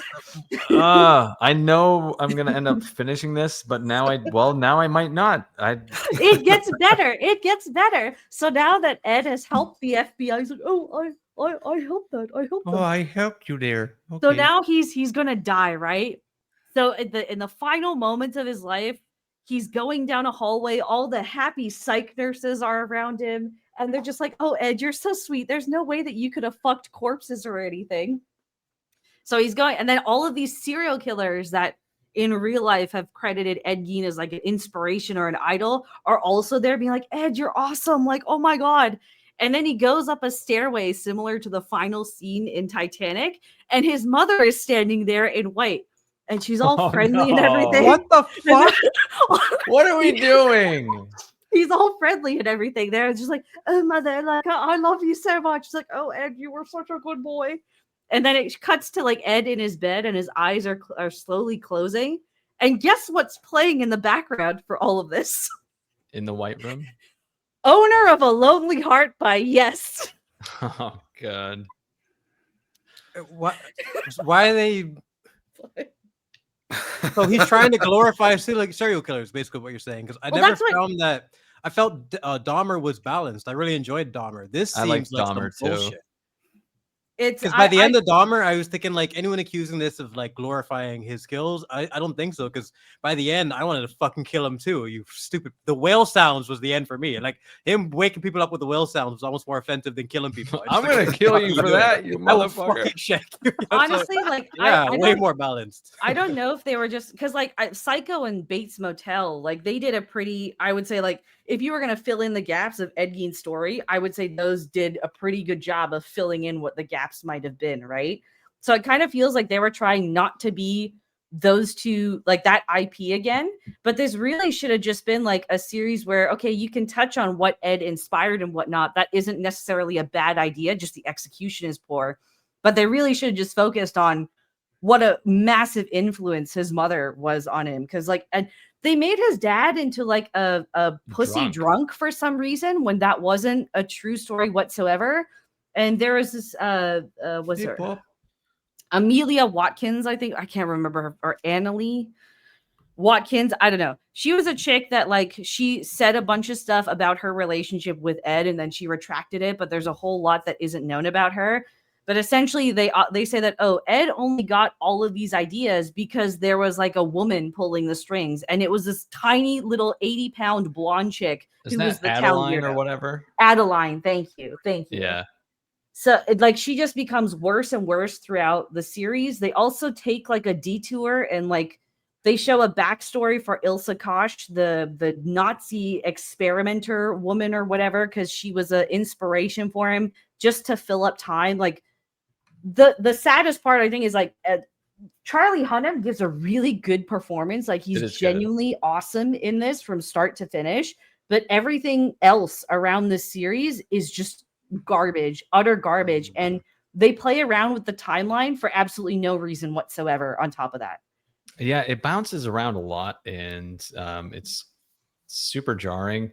And his story, whether it's true or not, like narratively, it's the most interesting one. So I wish it, while I'm watching him, like, can we please get back to the thing that's actually the name of the fucking movie, please? Because they managed to bounce around with Dahmer while still getting a very complete story. Like, especially how much they fleshed out his father, I thought was fantastic. And a lot of the details that they got spot on. This sounds like they went for a shitty version of that with a good performance, but nothing to tie it all together. Yeah, like that's because with Dahmer, there's so much like written on Dahmer, and he was happy to do interviews and all of that stuff. So there is a more solid background to actually use for creative purposes. But with Geen, there's nothing there. So you just kind of have to, it's kind of like the man versus the myth, but they don't do a very good job at exploring either. And it kind of ends with like, oh, maybe the real Ed Gein is the Ed Gein in all of us. It's sort of the message. I wonder if Ryan, make him a sympathetic pussy, basically, is what you're saying. They do. Of course. I wonder if Ryan Murphy, that's who you said is director or producer, right? It's affiliated with him, but allegedly he did not have any hand in writing or directing. Well, whoever is making these, I challenge them to pick a serial killer who is not a flaming homosexual or interested in anything trans. Just as a challenge. Yeah. Like, I dare you to pick a topic that doesn't relate to that at all, because I'm sure they exist. Well, I'm sure like a lot, obviously they're not making it up for the movie or anything. I dare you to challenge it, because it's like a Netflix challenge. Right. Specifically, like, pick a topic that just is about. There's nothing gay in it. just nothing gay. It's impossible. Everything like they take liberties with is really just all based on rumor, but like the stuff that they do take liberties with, like they twist it into this weird like allegory of like, if we just accept sexual perversions, we won't get Ed Gein sort of deal. And then they just like they do every just like weird perversion they can think of throughout the show to prove that like, oh, like, we could avoid having Ed Gein if, we just let him, fuck people and whatnot, like this is terrible. Well, isn't the problem Ed Gein? He only killed like 2 people. It was mostly he fucked around with corpses. Yes. Yeah, he was a freak. It was like nine or 10 corpses he ended up digging up. He made furniture out of them. He was a confessed necrophile on top of that. There were like some murders that he was linked to. Like they do like a dramatization of what might have happened with his brother. He was like, people always have suspected that he might have killed his brother. I thought that was interesting. I did too. That. There was another victim though, like this babysitter, which they get Addison Rae to play, which was kind of wild. I was like, is that Addison Rae, that TikTok chick? That was one that just like never fit his pattern whatsoever, but they tried to play it up as like, oh, like Ed really did kill her. And all the stories of him being a babysitter, he was actually really good with children. On top of that, he wasn't creepy and whatnot. Like the show tries. I will say, watching a few of these murders, I was like, how the fuck is he getting away with this? Right. So I don't care if it's the 1940s. How the fuck does any of this make any sense at all? And at the time, I didn't know that he had only been convicted of like one murder or something like that. They got him only on one. Yeah. Right. So I was just like, oh, well, it must have really happened this way. So I just accept the fact that this is retarded and everyone involved was retarded. But apparently it's just kind of a guessing game. Huh. There's loads of better serial killers. There's John Wayne Gacy. There's BTK. There's the DC snipers. There's loads of boss serial killers you could do. But can they be gay? They're not gay enough, though. Like BTK was he used to torture people and kill a family. And then one day he stopped, because serial killers get a lull after a while. They get bored. And then his wife in the newspaper went, oh, the serial killer BTK does his bees just like you. And he thought, I'm going to have to smash my wife's brains in. And then she said nothing about it. And he went, oh, I guess I don't have to kill her. And then you see him at the trial just explain what he did. And he's super calm. And he looks like a normal guy. But as you said, the problem is, that's interesting. He's not gay. He's just a freak. Yeah. Yeah, Richard you're Ramirez right. There's a and lot Mike you can Talker. do with these characters. They're already characters in themselves. You can write around that, but they need the gay element or the trans element. They need the checkbox to add Need to it.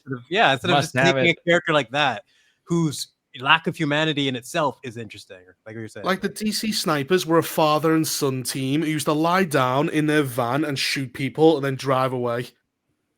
Yeah, So you that's couldn't crazy. get any bullet casing because they were shooting inside the van. So the casing would just drop and he'd drive off and it'd still be inside the truck. But as I said before, that's an interesting story. Unless you stick the gun up someone's ass, nobody's interested. Yep. that's true. I They'd will add that say part. the like dead skin, like the skin suit prosthetics and the makeup they did was actually some of the best I've ever seen. Oh yeah, in that's film. very good. The production value for the film for the series is fantastic. It's very good. Yeah. Yeah. Is there any really elements good. like that is worth recommending it to, just even in that sense? Like, I would say if you're gonna watch it, watch the first episode because that it really is the best episode and it is the most true crime of the entire series. Maybe you can watch up to episode 3 because like Tom Hollander, like the older guy, not the little twink, he does a really good job at playing Alfred Hitchcock. But they kind of do an injustice to like Hitchcock and Anthony Perkins. So like so with Hitchcock, they make him into a peeping Tom pervert. Yeah, a little which was peeping never Tom. confirmed. Yeah. Right. So that has to be the only reason he's so interested in Ed Gein because he's also a sexual pervert. And then Yeah. with Anthony Perkins, who like we're all aware he had multiple relationships with men and it was a well-known fact that he was a homosexual. They just make it into, oh, well, he took this role because like he's got a little bit of Ed Gein in him as well. And he's trying to accept his own sexual degeneracy when that was never confirmed in any way or form by anyone. So it's it's strange. I think part of the reason Dahmer works so well is we have all the facts. yes. Like even going back Yeah. and doing my own research and looking at the court case and see, like there's this famous scene of the black chick who's like, "I hate you, Dahmer. I hate you." She has a freak out. That happened in real life, and the girl who did the performance Yeah. was spot on. It's like, wow, this is Mhm. intense. Why would they do one like this when they don't even have all the facts and they have to fill it in all together? Is it That's what- really just the like, gay checkbox? Is there it anything else? really it should have just been like a very personal and intimate character study between him and his mother, but I really think they were just so scared about just repeating Psycho and repeating Bates Motel because clearly nobody on the writing team has any like a bone of creativity in their body whatsoever. But Some bullshit, yeah. this really had like potential because I didn't like the Dahmer series at Really? all. Yeah, I What? liked Evan Peters. Like the performances were fine, the production value was fine. I just felt like it glorified Dahmer a little bit too I much. disagree. I really think I think it hit. I'm open to people having that perspective, but I really Yeah. think it hit a good balance of showing how fucked up he was, like not giving excuses, at least explaining the thought process behind what led to it. I don't think that's glorifying. That's I no, think it's I like showing the right. line. I understand why people like it. For me, I did not like Yeah. it. The Menendez brothers, I also didn't like because they pushed that whole like, oh I well, didn't we have to be finish that one. sympathetic. It wasn't good. Like that's the That's why I whole didn't finish it. reason they got another hearing and or I think they just got released or up for release, even though like circumstantially it's pretty clear that they fucking murked their parents, but whatever. Pretty sure Well, their parole speaking got of denied on that one. Yeah, there you go. Say that again. No, I'm pretty sure their parole got denied. That Yeah? they were up for it Oh, again because of the right. show, and then it got denied anyway. Good. I didn't hear any good word of mouth from that show because after something like Dahmer, I'm like, if they maintain this quality, I think you'll hear about it. And I haven't heard about this show at all. I think you're going to get the same few things out of this series as Dahmer and the second one of the Menendez brothers. It's high production quality. The performances are really good, but overall quality and the writing is going to vary greatly. I just the worst part of this all is like there are people that don't know who Ed Gein is, and they're going to take this all for fact when literally 80% of this Right. show is Yeah. just fantasy. Yeah. Like this is just some weird twisted fantasy. Speaking of that, the Diddler. It's perfect segue. Probably the greatest segue of all time. Even the lighting is the same on both photos. Everything flawless. Where did you find the creepiest picture? Did you just type in creepy Diddy picture? Like, Nah, this was just the creepy one everyone was using. So I just, This is perfect. But the Diddler has been sentenced to 4 years and 2 months in prison for his diddling crimes. You're here. That seems rather light. What Right. happened? Well, I think that's the first thing we were discussing right before you popped in, Platoon, of like, it is light, but man, it's more than I thought he was going to get. I thought he was going to really wriggle his way out of this completely. So Well, the he's very fact that good at the any, baby oil helps with that. It's just yeah, like he you just just slips out. squeeze out of all manner of awkward situations. Like, I've not followed the case. The last time I read anything about it at all, I think there was some suggestion that maybe the prosecutor had overreached in attempting to prove crimes that they couldn't necessarily prove. I don't know if this is a follow-on from that. The prosecutor sort of dropped the ball in, making a slightly unsound case, and that's why it's only 4 years and 2 months. But I've not followed it. I think so. This was just 2 counts of violating the Mann Act for arranged travel across state lines for his girlfriend's escorts, and then he was acquitted of trafficking 2 former girlfriends and running racketeering conspiracy. Who would you trust with your kids more, Ed Gein or the diddler? Ed Gein. He isn't gonna fuck those kids, okay? Diddy might. Don't they have the footage of him beating up his girlfriend in the hotel? Like, They do. Yep. You got everything with Diddy. Like, what else do you need?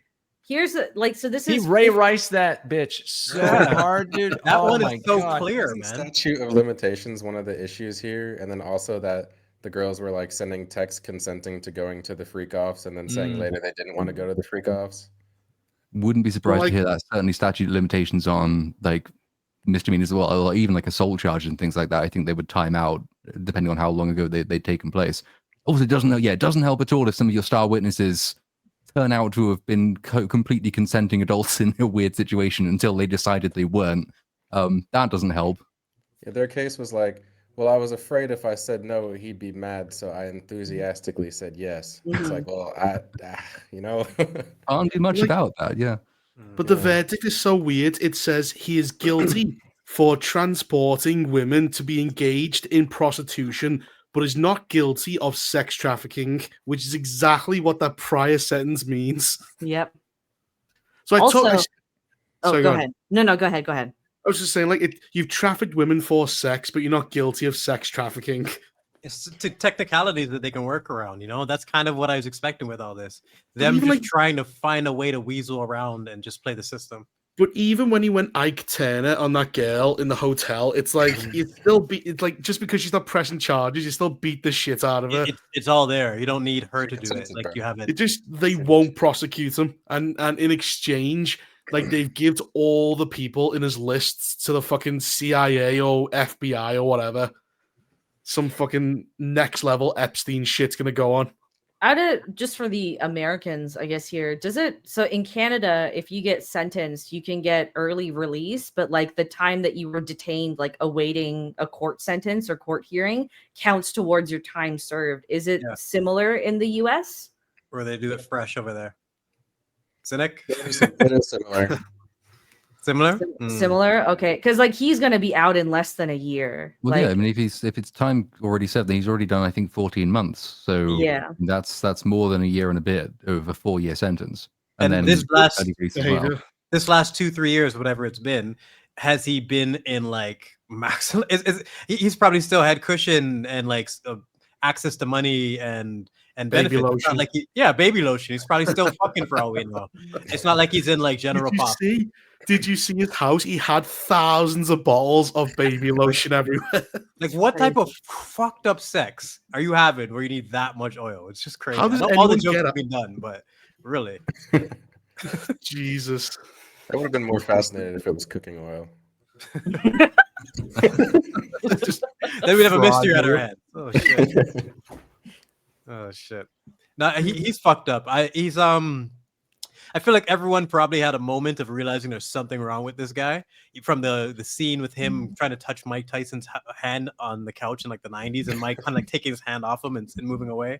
To if you're familiar with the reality show Making the Band, where he was basically trying to set up a group of like new artists, and he just treated them like shit. Like he just revealed that he's like the ultimate dictator asshole. And it damaged his reputation to a significant degree. So it showed a lot of people this, but he never fucked up to this degree yet. Like this is completely mask off, and all the world knows what a monster he is. How confident are you that you're going to try and ass fuck Mike Tyson?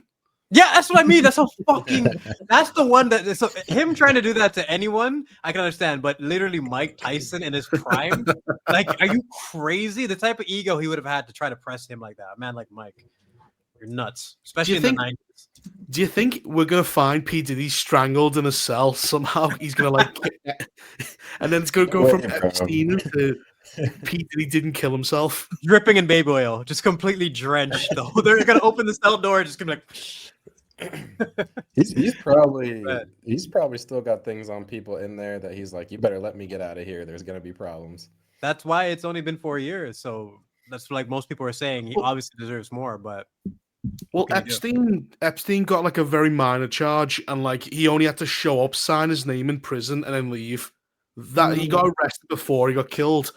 This might be chapter 1, and in chapter 2 he comes back and gets murdered. Interesting. It'd be interesting. It's the exact same story. It's whatever it is. It's not enough. So I feel like it's definitely bittersweet. People are happy that at least his reputation is smeared, but that's not enough. We all, as a whole, most people wanted more out of this. Did he rape Justin Bieber? Because I see allegedly, yes, probably. And just think how cruel I was in particular to that boy. we all owe Justin an apology. I roasted the shit out of that guy. Like, I just hated his face. I just was I don't annoying. Know this annoying gay kid going, baby, and I'm like, oh my god, he's been ass raped. He's been he really was. Where you see him as a little kid, like literally looks like a child next to Diddy, and you flash forward and he's all fucked up. So and people going, oh, he's getting out of control, he's speeding, and I went, if I got raped several times, and he's that chill, we're fucking lucky he hasn't shot up a school.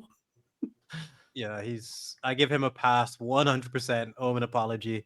He definitely had a fucked up situation because to get the success that he had, he must have had to climb up. He would not have to climb what? Yeah, he hasn't been able to sit down since 2003. Oh my god! Have you guys seen like the compilations? It's not even just Diddy, but all of the celebrities that were sexually inappropriate towards Justin Bieber when he was still a minor. There's a compilation out there of that. Yeah, like it's even women were doing it. It's really disgusting. Oh my goodness, pretty gross. Oh, they passed him around like a pudding. Echo Chamberlain, check your DMs. I'm trying to get you on the show. Check your DMs. Yeah, maybe that's it. It's code words, baby oil.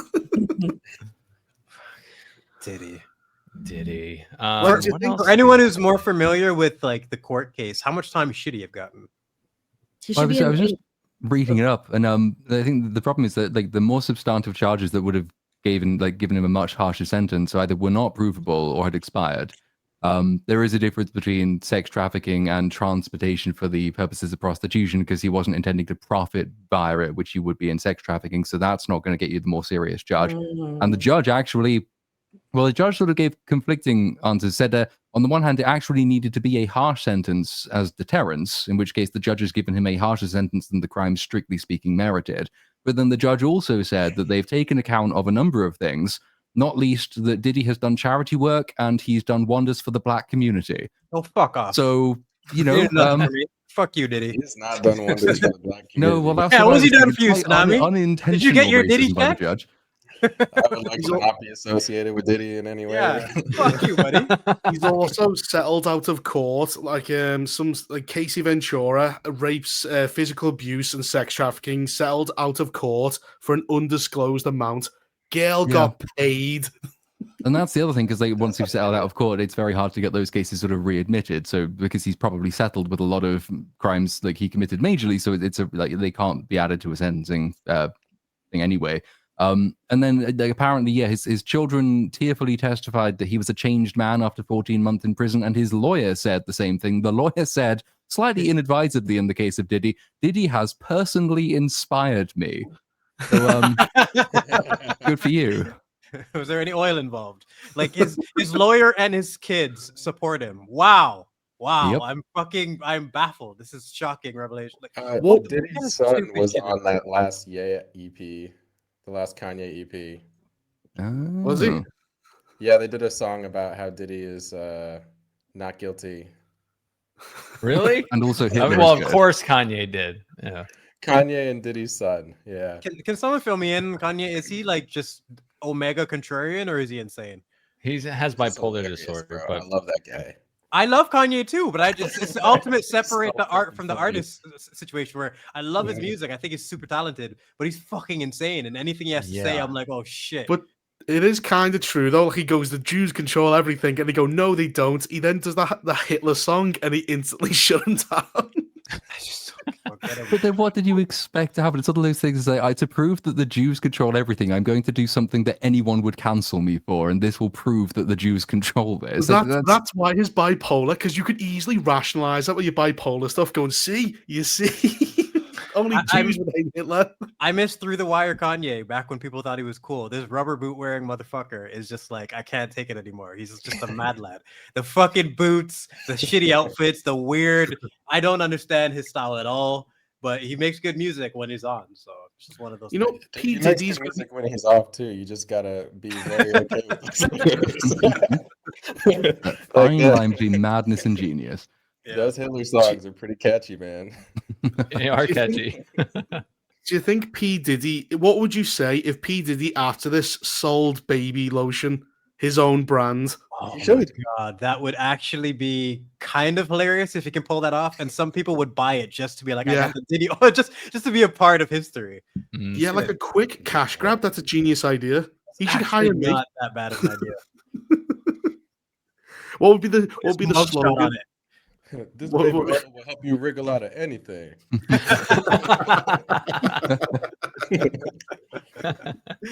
Shit, man. W Diddy 40. That's actually funny. That's the one. Well played. Oh shit.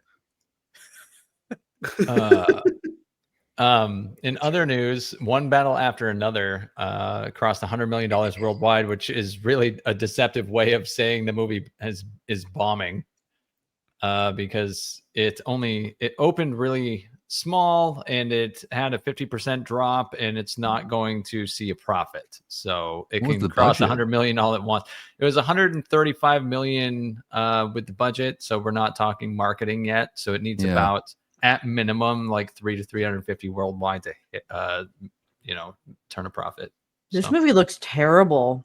I had no interest in this with every trailer that I saw. Oh, you saw it, Reaper? Good reviews. Oh, I wish I hadn't. But the problem is, it's like, I understand like the whole heavy-handed politics, but it doesn't even really have a story to tell. Like, it's supposed to be roughly about the sins of the father, because the father, played by Leonardo DiCaprio, is like a far left-wing Antifa.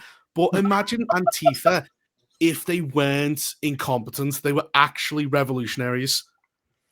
So he's part of a gang called the French 75 that literally, with weapons, raid an internment camp at the border and put loads of immigrants out. And then, so you've got that point, like, they murder people, they blow up buildings, they do shit like that, but they're never framed as being evil people. But then, so it's just propaganda. Well, yeah, and then on the other hand, the problem is it's a black comedy, but it's not really funny. And the problem is the comedy's used to disguise like really stupid moments. Like Sean Penn plays the right wing because it's got crazy left wing people and crazy right wing people. Sean Penn is told by super rich people who are part of something called the Christmas Adventure Club. And on one hand, they're cartoonish, where they go, "Hail Saint Nick," and they do a hand sign. But then in the same breath, they'll go, "We want the racial purity of America and get rid of all the blacks." But they're like cartoonishly stupid. But even though they say we want racial purity, they then complain that the immigrant labor is being messed with. So both sides are just absolutely. It's clearly left leaning. Like, it never apologizes. It never says anything the left wing people do is bad, and it shows the right wing people being absolutely ridiculous. But is this? Sorry, go on. Oh no, I was just gonna ask. Like, is this one of those movies that was like filmed 2-3 years ago and just kept getting pushed back, or? All right, it sounds like it was really important 5 years ago. Right. It's just that's awful anyway. Like, it's boring as well. It's like just it's just things keep happening, but there's no real story or plot. Like that's really too bad, man. I like Paul Thomas Anderson. He's probably my favorite writer and director ever since Magnolia in 1999. I feel like he's put out hit after hit. Well, not actual like box office hits, but just, gold, cinematic gold. I think he did There Will Be Blood, Punch Drunk Love, The Phantom Thread. Yeah, Boogie Nights. Just really, really great fucking movies. And it's really sad to see him just kind of fall into the political bent here. Like both sides, like Ice. Sorry, go on. Oh, yeah. I feel like this is one of those movies like what we were talking about earlier, where it's not going to make its money back, and I bet it's going to have a bunch of Oscar noms. Oh, I bet it sweeps. Yeah. Because it's being heralded as a masterpiece. Like Ice go around just executing people. Like they just like assassinate everyone. And like the left wing Antifa they've got like radio things. He goes, come on, Chopper One, what's the password if you want to know where your thing is? Like, this is ridiculous. Antifa are a bunch of LARPers. And it's the same thing, like if the film was actually intelligent, it would actually show that like BLM, Antifa, and fucking even the Proud Boys and stuff, they were all, half of them were feds. How all these groups are all government backed. Like, that's the actual truth. This one, it's like they're real revolutionaries, and it's just embarrassing. And Leonardo DiCaprio, being a white guy, he's just pathetic all movie. Yeah. See, it's like, imagine like just like it's so not realistic. When I started hearing more about what it was actually about, I was excited because Paul Thomas Anderson's, my favorite. And the more I was hearing what it was about, I don't know. I'll have to see it to really judge on my own. But yeah, just for sure. Do that because they're playing it. I live in the fucking middle of nowhere, but they're playing at the local theater for whatever reason. So I was gonna go see it, and the more I heard, I just decided I'd wait till streaming. But yeah, if you want to send me a copy. It's like 2 hours, 40 minutes. Jesus. It drags. Great. Yeah, it's such a slow film. And that's the same, like 2 hours, 40 minutes, I can sum the plot up in like 5.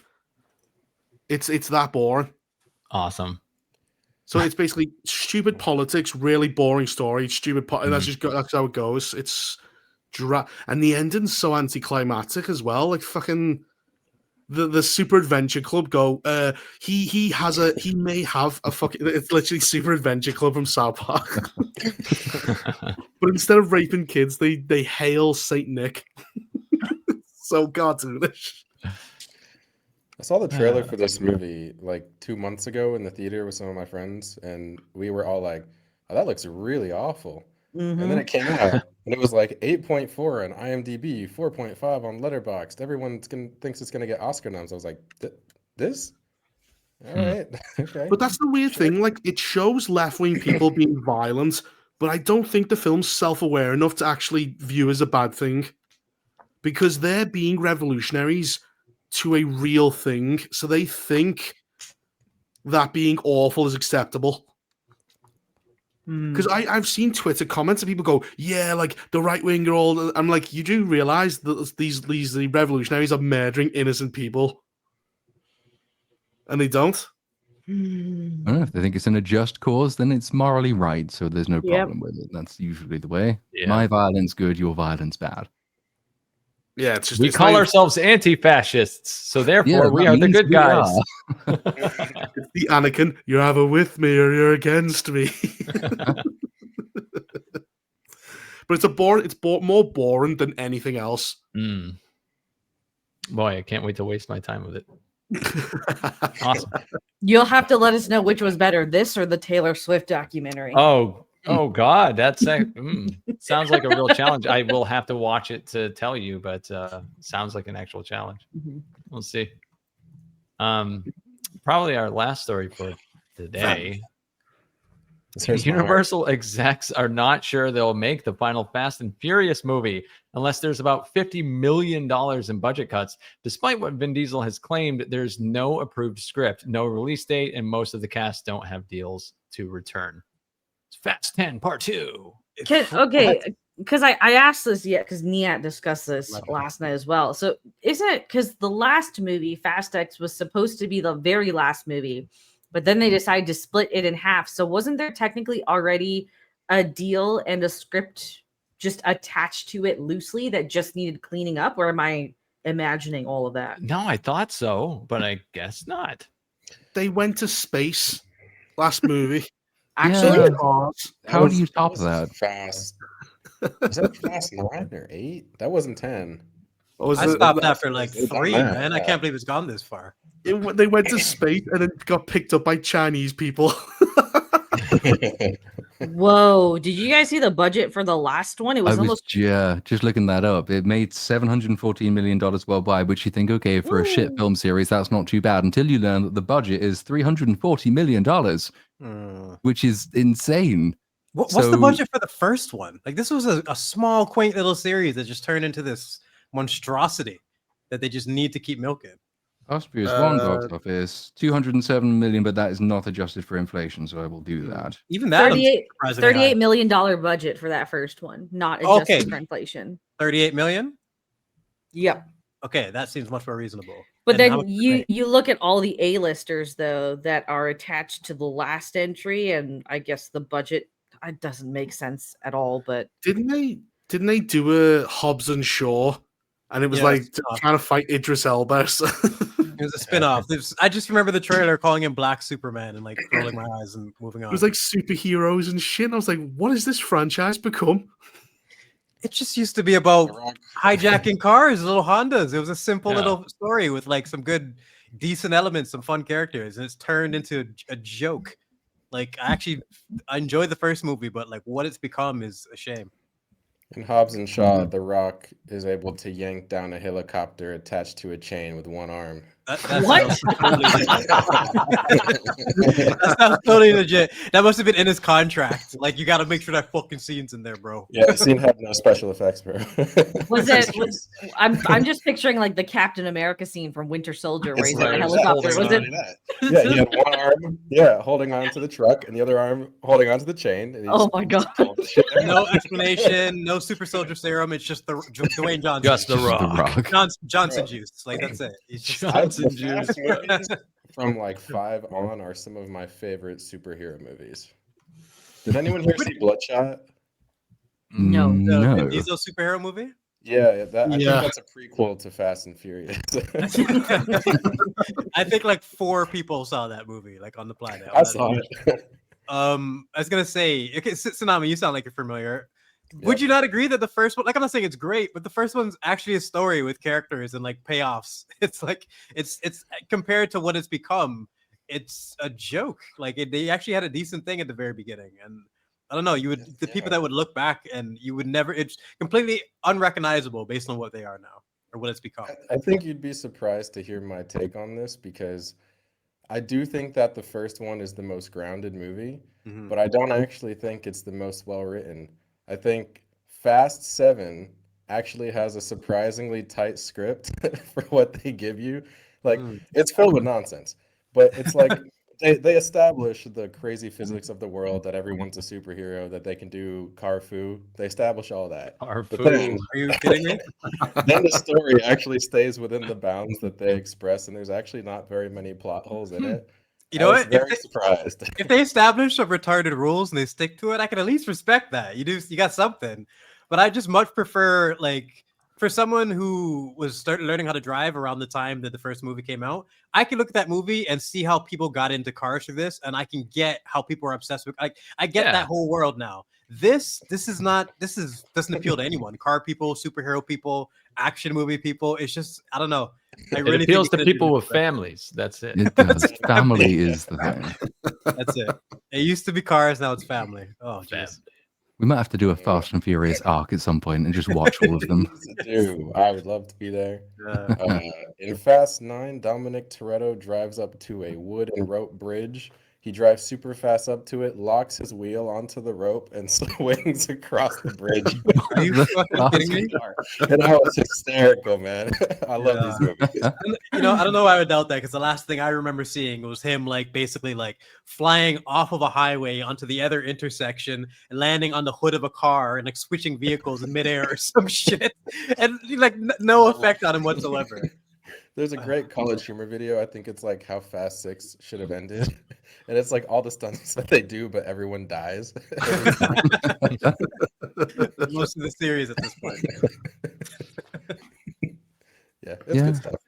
It's shitty, Well, then but I guess we have to hope that it gets its part 2, because it sounds like it deserves it. But it's not the only one that's saying like, well, we might not do this now unless you can cut the money. Because James Cameron said that about Avatar this week as well, which is interesting. And I think it's because he cited VFX budget specifically. So I'm guessing it's probably the same problem with Fast and Furious. Like VFX budgets have become so vast, and it's also expensive to do, that these movies, even really profitable ones, now struggle to make an economic case for themselves. Because Cameron said, like, after Avatar 3, he wants to take a break anyway, but like the big swing, as he described it, is, you know, will we make enough money to do 4 and 5? I don't know. Maybe we won't.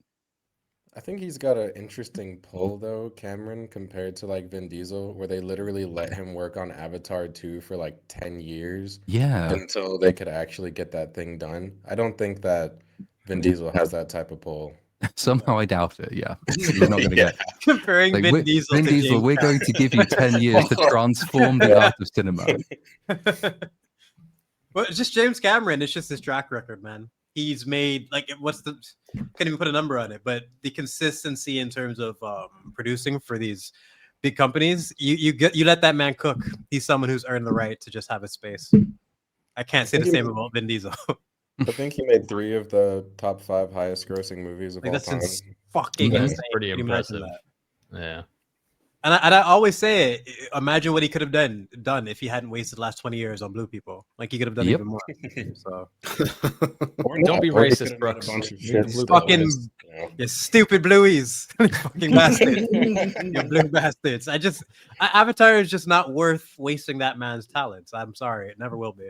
That's why he said he wanted to take a break, which I thought was interesting, because I think he might have recognized that this is like a long period of his career now, which, yeah, okay, it's done some technologically interesting things, but it has been culturally vapid, and he's not making the impact that maybe he wants to make. He wants to go away and do like a more personal film, he said. And to top that off as well, Avatar 3 is supposed to be like the end of this story, and 4 and 5, if they ever get made, will be a different story.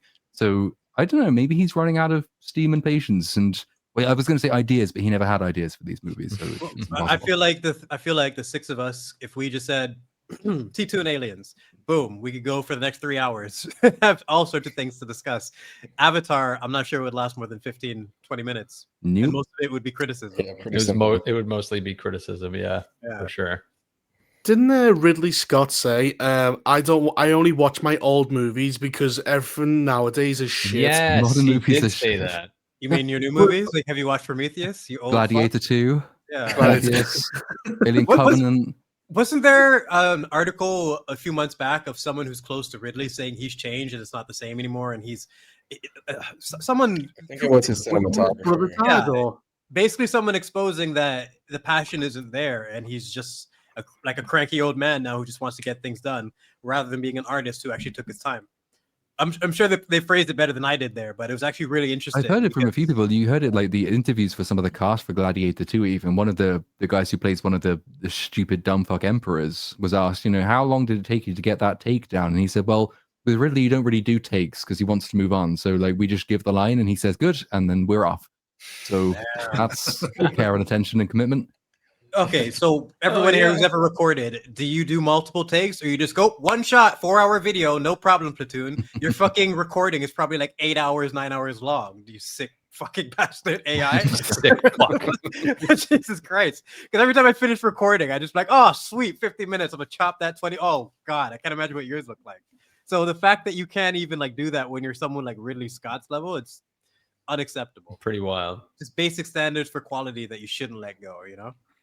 Well, because when he was filming Gladiator, sorry, go on. Yeah, good. No, I was saying you got. Do you think there really has any pressure from the studio to make that happen though? Because they keep giving him high budgets and he keeps not making any money. Yes, but he's someone who should have the experience to know how to balance and maintain that pressure with the respect for creativity. Like if this was someone who's new, maybe, but this is fucking Ridley Scott. He should know better, and he should be able to mitigate those issues, not just be a lazy fuck. You shouldn't be able to make Alien and make Prometheus. You just that shouldn't happen on planet Earth. This shouldn't happen ever. So there's something wrong there. Yeah. We do have a shit ton of super chats to get to. If you guys don't mind, I can start firing them up. Sure. All right. Well, one person said sure, and that's fucking good enough for me. Yeah, Fuck everyone else. All right. I was debating on minding, but I guess I won't. Well, let's fire it up here with TGV Monster always, who starts it out. Hi, everyone. It's good seeing you all after a long work weekend. It's the spooky season now, and that makes me so happy. Me Same too. here. Spooky season's the best. Mhm. Yeah, Platoon, your background is pretty cool. Yeah, Yeah. got a little pumpkin and some spider webs. They don't care about Halloween in Switzerland, so I have to celebrate on my own. Oh. Damn. Boo.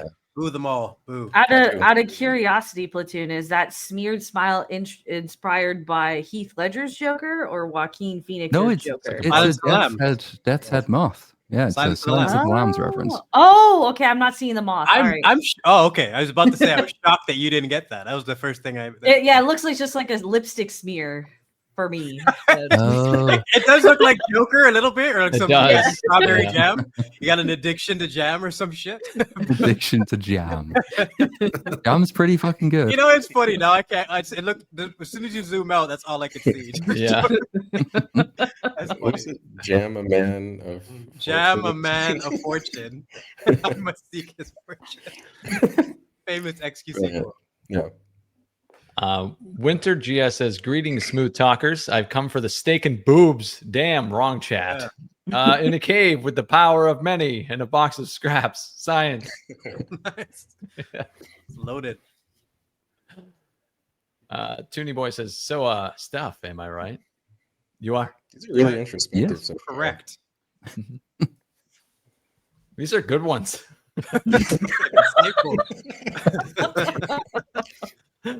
Toivo Coronin says, I wasn't here for the last time, so I'll send 2 of these this time. Idea for BSUP 100, return of the blue hair. Maybe. Maybe. Let's all get blue hair. Everyone get blue hair, including Reaper. Maybe I'll go back to blue. Maybe. That is it's a reasonable ask. I understand. Just get a wig, then you can just put it on and off as you Right. like. I don't Yeah, know. 'cause I you go go big big or go or home, man. otherwise- You gotta really do it. You can get some good wigs these days. You got the fucking photo. It works. Don't risk damaging your hair. Just for That's the only reason why is because I've told the story. The last person who did it almost burned my fucking hair all off. Oh So, Yeah, my don't even- goodness. unless you're gonna get it properly done. Don't even mess with it. Yeah, just get Yeah. a wig. There's a lot of good wigs out there these days. all right. What about blue weave? A blue weave. Yeah, Yeah, weave. blue weave. Yeah, Burn weave. it. You can do this. I don't see that. The Cartman. Toonie Boy also says, I just checked out Vex's channel after hearing the name float around for a while, and I've got to say how much I love the video title, Captain America Synchronized My Cycle. I gotta watch that. One did sometime. stand out as well. Thank you. It's wet for that one, eh? Toivo also sends in 50 big ones. Idea for BSUP 100. All the panelists write a plot for a new Indiana Jones sequel that would have replaced Crystal Skulls. So the sequel would have come out in 2008 when Ford was 66. And this means Crystal Skulls and Dial of Destiny are erased. Oh, I actually do have an idea for this, but it does take stuff that was in Crystal Skull. That's allowed. unfortunately. You can take stuff that's Okay. in it. Okay, what was his son's name? I can't remember what Shia LaBeouf's character's name was in that movie. Son. Well, he died. Son. anyway. Okay, son. Mutt. Basically, His name is Mutt, isn't it? Oh my, yeah. was it Mud? Okay, Yeah. So remember how there was that rife between them because like he was super pro peace and like Vietnam was about to happen or whatever. You change the timeline a little bit, so instead we're at the beginning of the Cold War. And you get something similar to The Last Crusade, where it's like a father-son like bonding mission where like Mutt's trying to get more on board with what his dad does, but you're looking for something that like the Soviets are also looking for. I don't know, maybe it's like the Rosetta Stone or the Fountain of Youth or some shit like that. That's as far as I got. I'd go with something similar, and that like, because Dial of Destiny made the wrong choice, I think, in like, because it has like Mutt wants to go and fight in Vietnam and dies, and Indiana Jones didn't want him to go, but Indiana Jones served in the war, so I would have flipped that. So Indy would have been really pissed off that Mutt refused to go and serve, because that's in line with the character kind of that we already got. Then Indy buggers off to somewhere in Vietnam just before that war kicks off, and then you sort of replay a version of Last Crusade, where it's the son who has to go on the mission to find his father, and now Indiana Jones is in the position of the father. You can play quite a lot of very similar beats. Doesn't have to be particularly imaginative, and like they come together over the course of, Mutt goes to try and find him, and then finally realizes what his life has always been about, and gets on board with trying to find these antiquities and shit. Like that could have been interesting, I guess. I would write a story about Indiana Jones meeting Nicolas Cage's character from National Treasure. Hold on, that means Nicolas Cage's character has to find a time machine of some sorts, because Dial of Destiny. Yeah, we've already got it. His hat. Ruddy says Bill Burr plus Gary Neville equals cunty sandwich. Gary Neville is a English ex-footballer, now football commentator, who fancies himself to be very left-wing, very progressive. So naturally, he's a multi-millionaire businessman. And he's recently come out and said that the problem with typically it's like Jews being murdered by Muslims or white people being raped by immigrants, and the problem with that actually is white British people waving the flags and creating a hostile atmosphere. This is a man who, as all very progressive people do, took many millions of dollars to go and commentate on the World Cup in Saudi Arabia, despite the well-known allegations of slaves being used and dying in building the stadiums. So he's obviously a voice of reason that we should definitely be listening to. It sounds like it. The Smart Review member for 6 months says, "You're doing a great job and right about Conjuring 4." That's the fourth one, the last one? Yeah. Oh, terrible movie. Not a surprise. Nope, not at all. Toivo comes back. Member for 12 months says, "Any plans for another BSUP breakdown for Halloween?" We could do Good one, or Where's the one where he Cribby? gets beaten up. Are you talking about a Cribby breakdown? What are we discussing? No, like an actual movie. We've done it 2 years in a row now, so it would be weird not to do. Yeah, we do probably one. should, shouldn't we? We have to Yeah, decide it's what already- movie it is. If it's already been like a recurring thing, yeah, keep it going. Do we pick a good one or a bad one? I mean, that one's really funny. They are. You did Halloween. You know what? Fucking Well, the Jason original X. Halloween's good though. Jason Yeah. X, man. Come on. Oh, Jason X. Jason X. We actually could do cool. that. That would might be one fun. of the. Oh, that just got me so amped up. I think Yeah, that checks a lot of boxes, man. Yes. It does have a really famous kill, and I've forgotten enough about it to where I'm like, I'm primed for how stupid it could potentially be. That might be the one then. Damn, that's a good one. A good I'm shout. I'm down. Genmai Cha says, "For spooky season, may I suggest the live stream of Pink Flamingos, widely considered one of the most horrifying movies made, even if not true horror." I don't Never know heard of it. anything about Pink Flamingos. But I know they heard it's, drink edgy. acid. They drink acid? They can sleep one half of their body at a time. So the left side goes to sleep as the right side stays awake. Google's overview for this movie sounds very strange. A bizarre fat woman called Divine and her misfit family compete with a Baltimore couple to be named the filthiest people alive. Okay. Made in What the 1972. Is Diddy in this? It's Diddy in this. I don't know. Jason X has got me going. So Yeah, I've never seen Jason X, so I'd be oh, curious. dude, Even you're better. gonna love hate better. this movie. You'll love hate it. Even better. Okay, all right. It's somehow like the most when you think of stupid horror movies that are so dumb that they're good, it's one of the first ones that comes to mind. It's the Yeah. most Okay, memorable all right. Jason Voorhees goes to space. What more do you need to know? Yeah. Max? When I was 12 years old, I was unironically looking forward to Jason X. Dang. And then it came out, and I was like, "Oh, this movie's so dumb." And now, in my older age, I've learned to love it for being so dumb. Mm-hmm. So, Richard Schaff says modern Oscars are for depressing movies only. True. It's true. We're gonna say, Rupert? I was saying, like, it's a strange thing when you watch something years later. Like, when you watch Batman and Robin, this is the worst movie ever. But now I love watching Arnold Schwarzenegger make ice puns. Yeah. Mm-hmm.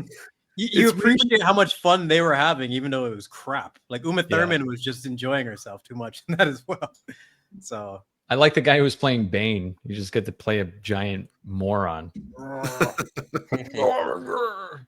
I But, like, see you. But in 10 years, you won't get that with these films we've got. I don't know about you, Madam Web is. Oh, Madam Web. Yeah. That's what I mean. I'll agree with you that they're rarer now, where you get something like. Because I think Boba Fett for a show was like one of the funniest things I've ever seen. I don't know why. A lot of people just talked about it being bad. I thought it was fucking hilarious. Boba Fett was a comedy. Just if you could. Mini rocket. He does the gay pose. He sticks his knee up and a rocket flies off. Yes, it's just things like really that. You look back and you kind of appreciate them for sure. Were you saying something? Oh, the really slow colored scooters that they had. Those chase scene. Everything about it was just Uberville, man. It was so bad. And the chick Fennec, who was just there basically to be Boba Fett. She did everything that he should have done. All the assassination, all the espionage, all the infiltration, everything tactical or skillful was done by Fennec, while Boba Fett's just like soaking in the tub doing nothing, you know? So yeah, they've been killing these characters since way back in the day. Again, my Cha says The Rock and Dave Bautista are why you shouldn't do gear. 50-year-old men shouldn't look like grandmas. They are basically eunuchs now. Stay natty, kids. I agree. Is gear slang for juice? Like steroids? They call everything on them. I would reference Dorian Yates. He's an 8-time Mr. Olympia. He's one of the only Olympian winners who's honest about his steroid use. And he would talk about how it'd be like he would follow through with the doctor and whatnot. And then when he got off the correct way. So he's one of the only examples of someone who did correct steroid use. And in his like 60s, 70s now still looks fantastic. So there's people who abuse it and there's people who actually use it like correctly. So I just think the conversation is there's not enough discussion. It's just, oh, you're on gear, write you off, done. As if the Rock and Batista didn't put in the effort themselves, you know?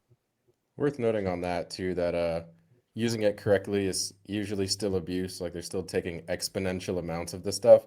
They're just also watching their blood work at the same time. So that's part of the reason I reference him, because he's one of the only people that talks about things like that, the ups and downs of which part of it, like whether or not roid rage is real. Like so many people are sketchy about it. Like you'll never have The Rock sit down for 20 minutes and explain his steroid use, but he's one of the few people that does. So at least if anyone actually on the subject. Does it actually shrink your dick or just your balls? No, your balls. Shrinks your balls. I knew this guy named Tom. His arms were the size of my couch, and his head was smaller. And than how mine. big were his balls? No, none, non-existent. I never saw them personally, but based on the size of his head, I assume they were pretty small. But it's one of the clearest examples of roid abuse I'd ever seen, of someone who was just obsessed with having massive arms and didn't care about the proportionate aspect of the rest of his body. So yeah, that's fucked up. Telgore says, to be fair to the comedians, one joke about Saudi Arabia is a lifetime supply. This is like just jobs for people. I think that's what everyone forgets. Like most normal people, even like if a job pays them money, they will also forego their morals or their ethical beliefs. Like most of us already do that. Who gives a shit if there's some comedians in Saudi Arabia? That's why I don't take it too seriously, because I feel like 99% of you would do the same. Like go, like you said, Vex, are you going to enjoy work on Monday or whatever it is? Like most people hate their jobs and want to, I can't really take it too seriously because but we are all like, one. When I was working a regular job, like I was honest about the fact that I'm like, no, I'm not fucking passionate about this. I hate this job. I'm here for the money. Right. At least admit it. That's all. That's all I'm asking. That's why I was wondering if any of them had any like really big contradictory statements, or if there's a lot of them can just be like, well, fuck, they're paying me what, just kind of, if there's something out there that you can point to, like you mentioned with Bill Burr, then that's one thing, because he's being a hypocrite now completely. Are those his beliefs, or are those just enough belief to sell jokes is the other question, because these are all people that are paid to be characters. on and off the screen. I think Bill Burr believes what he says. His podcast is just straight from the hip, man. Gotcha. Okay. Except when he's talking about Saudi Arabia, it feels like. That is what makes it frustrating when you know how brutally honest he is about every subject, but he's just dancing around this one. Totally dancing around it, man. I think his wife wants to do a show and he'll be honest about it. He just can't do it yet. We'll see. The problem is his wife, like ever since he got married, he used to go like women all horrible, and then because he got married to a black woman, he went white women. I'm like, yeah, yeah. Changed the joke there because he doesn't want to piss off his wife. Yeah. James Bursey says the YouTuber Platoon, there was his works had wit and humor, people would say, but what is going on here? I think it's a poem. I tried 3 times. I got nothing. But if it's Superman video, this changed, leaving only the refrain of late and gay. Tolkien, probably. The professor would have been proud. Well done. Okay. Big T says, didn't Fran Drescher win a Razzie Redeemer Award for her work on the writer's strike? No clue. I need to look into that. Fran Drescher was she was the nanny in the 90s on CBS. Oh yeah, that voice. That voice, yeah. Holy. She was also in the movie Jack with Robin Williams, directed by Francis Ford Coppola. I don't know why I remember that, but she was. Is that the one where he ages? Yeah, really quick. Yeah, rapidly. Yeah. Paul Connolly says, Hail BSUP, question for Cynic. Being a WWE fan, can you say who your favorite female WWE star is? Easily, Rhea Ripley. Past and present for the people who are more like, who grew up on this. Go from like the Attitude Era and one now. Well, there were no female wrestlers in the 90s, but it was How Sable dare for you? sure. It was China. I hit it the fuck out of it. Sable, because she wasn't a wrestler, but she had fake tits and she was hot. Okay, the chicks that can actually wrestle, Sable, Trish, Lita. China wasn't that good, but she can at least perform. And the Rhea Ripley chick is, I don't watch wrestling nowadays, but she's the only one that has a look that I can actually like. She looks like she's got the goods. Like she's fantastic. She's really great in the ring. She has fantastic look, and she's pretty good on the mic. So she's kind of hit all cylinders there. Is favorite also your best? Like, do you think she's the best female? I think she's also the best. Yeah. Better than Io Sky? Yeah, well, I don't know. I'm not really into that brand of wrestling. I think, whatever. Maybe there are more talented people in the ring, but Rhea knows how to tell a story in the ring. And I think Io is just kind of, they're about spots and moves, that style of wrestling, which is interesting in and of itself, but it probably belongs more in AEW than WWE, in my opinion. I think Io is also terrible on the mic. Like, did you see her on Monday? Like that, it was fucking embarrassing, dude. I was like, I can't. This is why I hate being a wrestling fan. I can't watch this shit. She barely speaks English, man. Wrestling and anime have that in common, where there's just moments of cringe you have to just fucking ride through. Is that pretty much what it's like? Just awful. Demaster 12 says Taylor Swift is the chaos god of female narcissism. She's a living audience self-insert of popularity and petty drama. She is a living sin of I think you should cut out that whole Taylor Swift thing and make it its own video. Like, that's a thumbnail worthy thing right I'm gonna have to. I think discussion with Britney and whatnot. I'm sure people would enjoy that. Yeah. Call it Cynic goes to bat for Taylor Swift or something like that. Cynic crashes out over Taylor Swift. I think crashes out over it's probably more appropriate. Cynic gets a bit mad because people don't like Taylor Swift. Is the movie Cynic the ultimate Swiftie? Yeah. Oh, that's really funny. Oh God. Campbell Patterson says $10 says Taylor Swift will break up with Travis Kelce with a song called Touchdown. That'd be awesome. I need that in my life. We need to live in that time. I'll need a Taylor Swift explanation about what the song is about, because I won't be able to figure it out. I like to believe that one day she'll call him into a room and be like, "It's time for the talk. So we need to make some changes." You know what that means. Wander Girl says, look up Bo Burnham's repeat stuff, ideally the live show version. Fantastic. Bo Burnham. I vaguely remember him. Yeah. Didn't he disappear? Yeah, he did for like like 8 years. Several years, yeah. He was dealing with a bunch of mental health problems, and then he was about to do a show after 8 years of being away, and then the pandemic happened right when he was about to go do the show. And then he decided to make a special from his room instead, and it's actually really, really good. It's good, but it hasn't aged well, arguably. Because I rewatched it last year and I was like, oh, this really was only funny because we were all in lockdown. Now it's kind of like, I'll maybe need to rewatch it, but yeah. Ruddy says, wow, Cynic, you're like the White Prince. What does that mean? I think it's in reference to all of the instruments I play. Dragon Balls D says, if you asked 15 years ago which pop diva would last, Taylor Swift wouldn't be my first choice. Forget the music. It's a masterclass in marketing. I was saying that the entire time. I'm like, this woman is a brilliant businesswoman. That's what she is. I feel like with how it's just how much she's thrown down my face in the last 10 years. If she was really, truly talented, one of her songs would have come across to me at some point. I'm like, oh, okay, that's all right. Like even Bieber, I don't like him, but I've heard enough of his music to be like, okay, I can see why people do like this guy. He does have some talent. With her, I don't get it. It's just everything we discussed tonight. Crack the code on Taylor Swift. Pretty much. This is exactly right. He made her watch every Marvel movie. The least Cynic can do is nod along to his girlfriend's favorite Swiftie songs. Yeah, that's not a bad trade at all. We should probably quiz you now. What are her favorite Swift songs? Yikes. I don't know. Something just like she couldn't fucking remember that Tony Stark died at the Endgame. Well, Endgame is a bit of a blur. I can forgive anybody for forgetting the ending of that.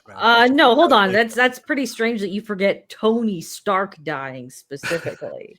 That's what I said, but she sat through Smart Hulk, the soy cringe green monster, and Fat Thor. Yeah, like there's a lot of reasons to blank things out after Endgame. Like if you're Tony's death in the last 20 minutes, yeah. I could get it. For someone who's being introduced to the MCU who hasn't been invested in a crash course, by the way. We watched like 15 movies in like 4 or 5 days. Oh. You guys watch the Marvels? Oh yeah. No. I still remember it's one of the only times I put in one of my actual videos just a recording of me laughing out loud during the live viewing of the fucking wedding scene. I'm just crying. This has no context in my video. It's just me cackling because I couldn't believe what I was seeing. It's such a weird movie, man. Terrible. I'd actually be curious if your girlfriend enjoys the Marvels, to be honest. She won't. No, she's not on board with this whole. She's absolutely not on board with this whole replacing a male product with female heroes thing. She absolutely is not. I mean, but that's like those are actual female heroes meant for females. Yeah, but they write them like fucking shit. Yeah, but Taylor Swift is also written like shit, but she, ironically, she's marketed well. That's she's marketed really exactly. There's a nuance here that you're not. All right, okay. Dragon Balls D says, when starting projects at work, I like to say, let's knock this out like Ray Rice.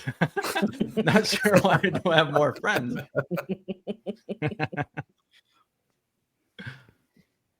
Big T says, did he do it? Did it?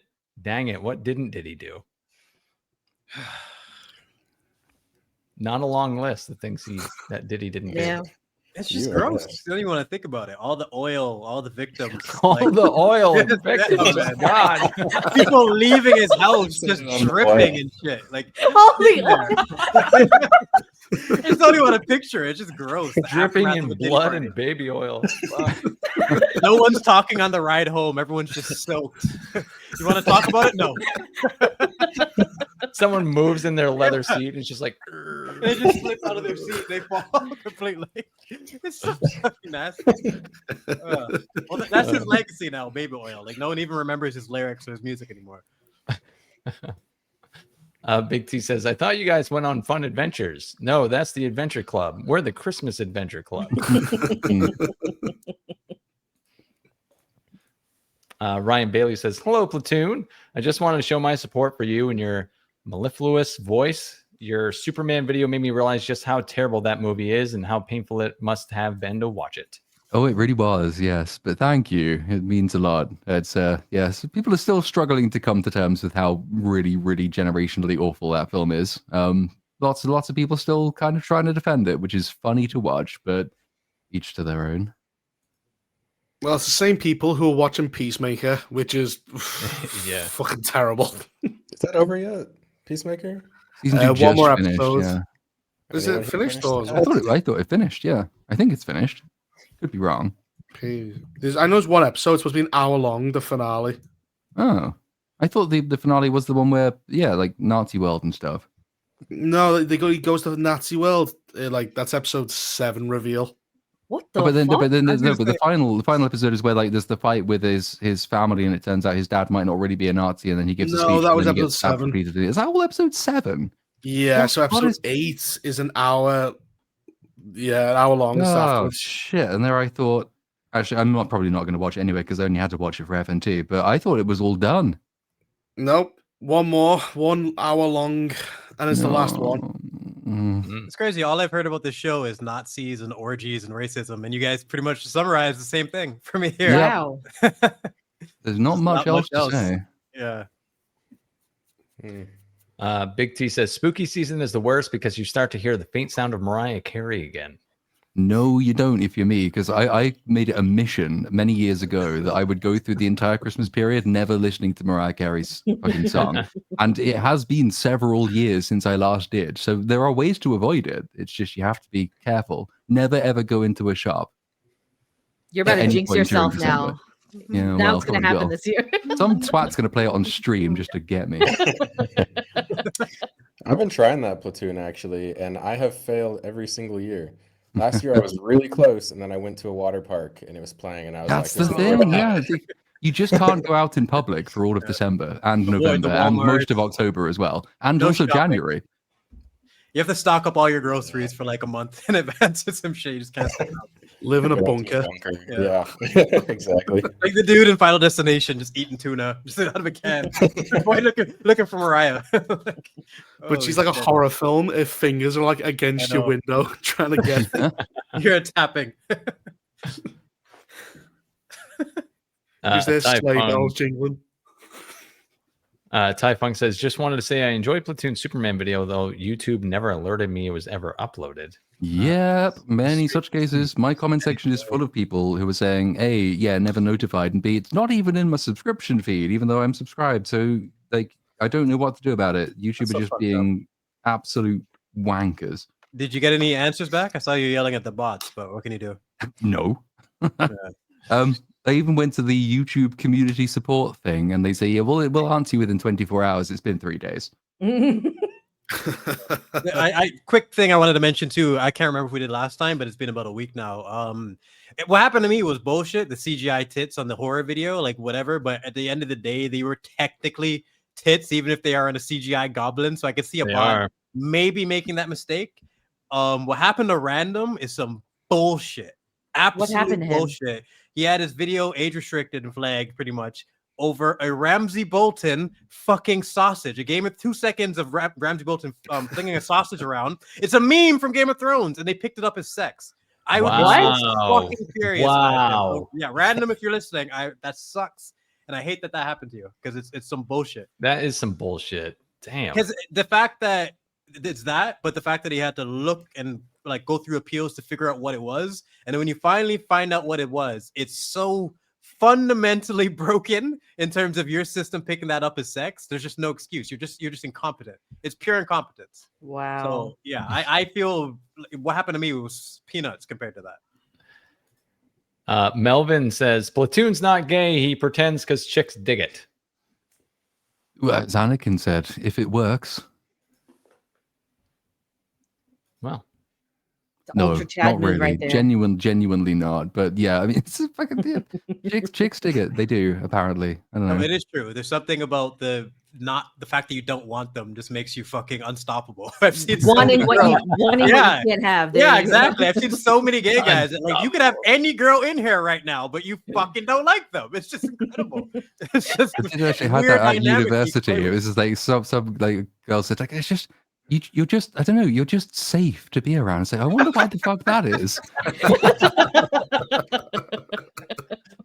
It's hacks. Then you guys are hacking the system. It doesn't make any sense. Wonder Girl follows up on Tai Fung's comment here.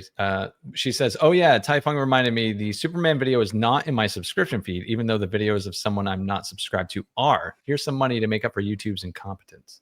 Thank you. Yeah, I couldn't even turn on super chats for it because Elton John's in a copyright dispute with me. So it's just, yeah, of course he is. Yeah. Yep. Fucking gay bastard. But so yeah, that video's been screwed in every which way. Obviously, it's Elton John. He likes doing that kind of thing. But it's just it's been a bit shit for a 4.5-hour video. That's quite a lot of work to YouTube to do that. But you know, it's still ticking along. She also says, "Hey Platoon, I hope you're feeling better. And are you not going to be reviewing Fantastic Four? If not, I have to say I'm disappointed. I was kind of counting on you for that one, since Cynic's video on it left me confused." Shit. Well, I didn't do my job. I'm sorry. Why were you confusing? Why did you confuse people? Well, I said that it was pretty decent, and then I criticized the shit out of it. So maybe that was, I don't know. Yeah. It's one of those ones. It's like there is stuff to like, and then there's an awful lot of stuff to not like. They don't like sitting on the fence, man. They want you to just bury that shit or move on. Yeah, well, it has to be the worst thing in the world or the best thing in the world, but preferably the worst thing in the world. Because if it's the best thing in the world, nobody really wants to hear that. Nobody wants to hear right, but you will get criticism that you never review anything positive. Yes, and then that person will absolutely not show up to that video. Of course. Yep. Yeah. Yeah. It is surprising that the people who say that you don't ever review anything and leave a positive review only click on the negative videos. Yeah.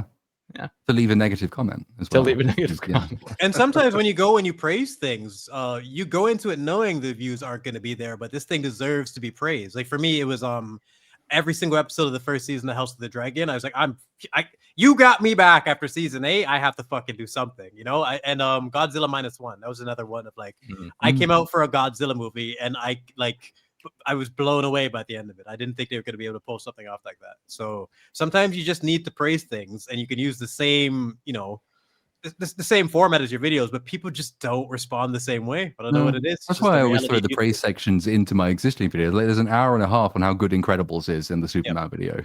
And it's like, that was really fun to do. And I'll probably stick it up as its own separate thing on the second channel. But like, people will not click that if I just say Incredibles is an amazing film. They won't watch. Like some people will, but the majority won't. So I smuggle it into something that people will actually click on. That's the hack I found with my scene comparisons for sure. Because I can, like my Ironheart videos, for example, you can literally view them as Tony praise videos or Ironheart criticism. Like you can kind of do both, and it's the format gives me room for that. Where a lot of my other videos just you won't. You need one or the other. Well, no, the only way for positive to work is like you go 5 years later, nobody else discovered this or something like that.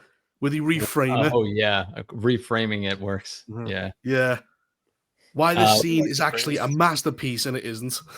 Wonder Girl followed up saying he seemed to be praising it for all the things he slammed Superman for. They sounded like the same movie, but one was bad and one was good for no reason I could discern. Oh, that's fair enough.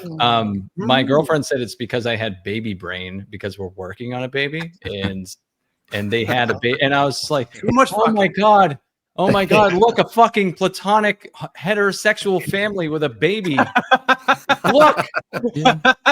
They did it. They really did it. But there's similar films in the fact that the first 40 minutes is enjoyable, and then it just goes to shit. But I don't know. I thought Superman went to shit from the very first frame. I did too. It's like 300 years of history. I know that's broken. But like, but it's not just baby brain to point out that in Fantastic Four, the fact that there is a baby and there is a relationship and they really want to protect the baby, and it's a question of what you're going to sacrifice to do that, is much deeper than anything in Superman. Fantastic Four is a better film than Superman, and it's not even that close.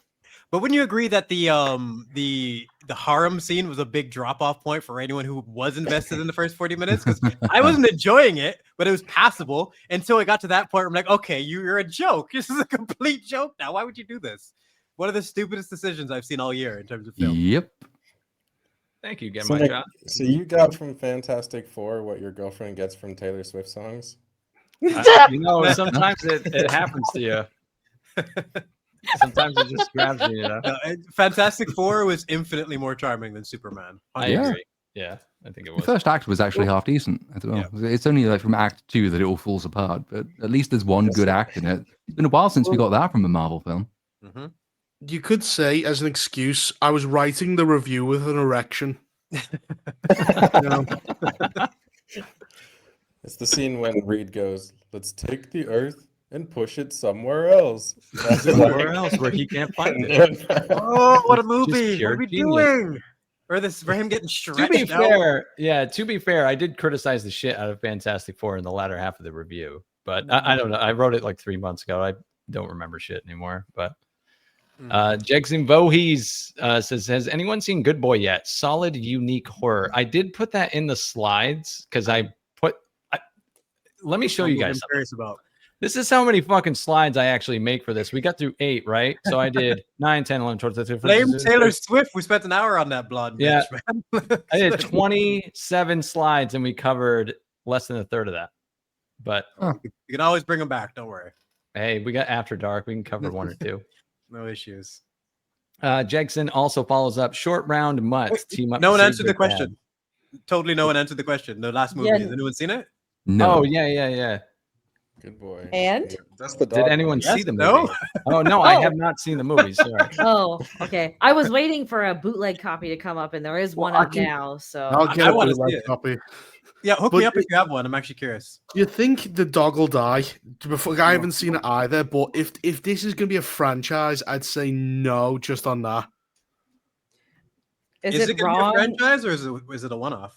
I think I it'll think be, they'll hope for a franchise, which is why I don't think the dog is going to die.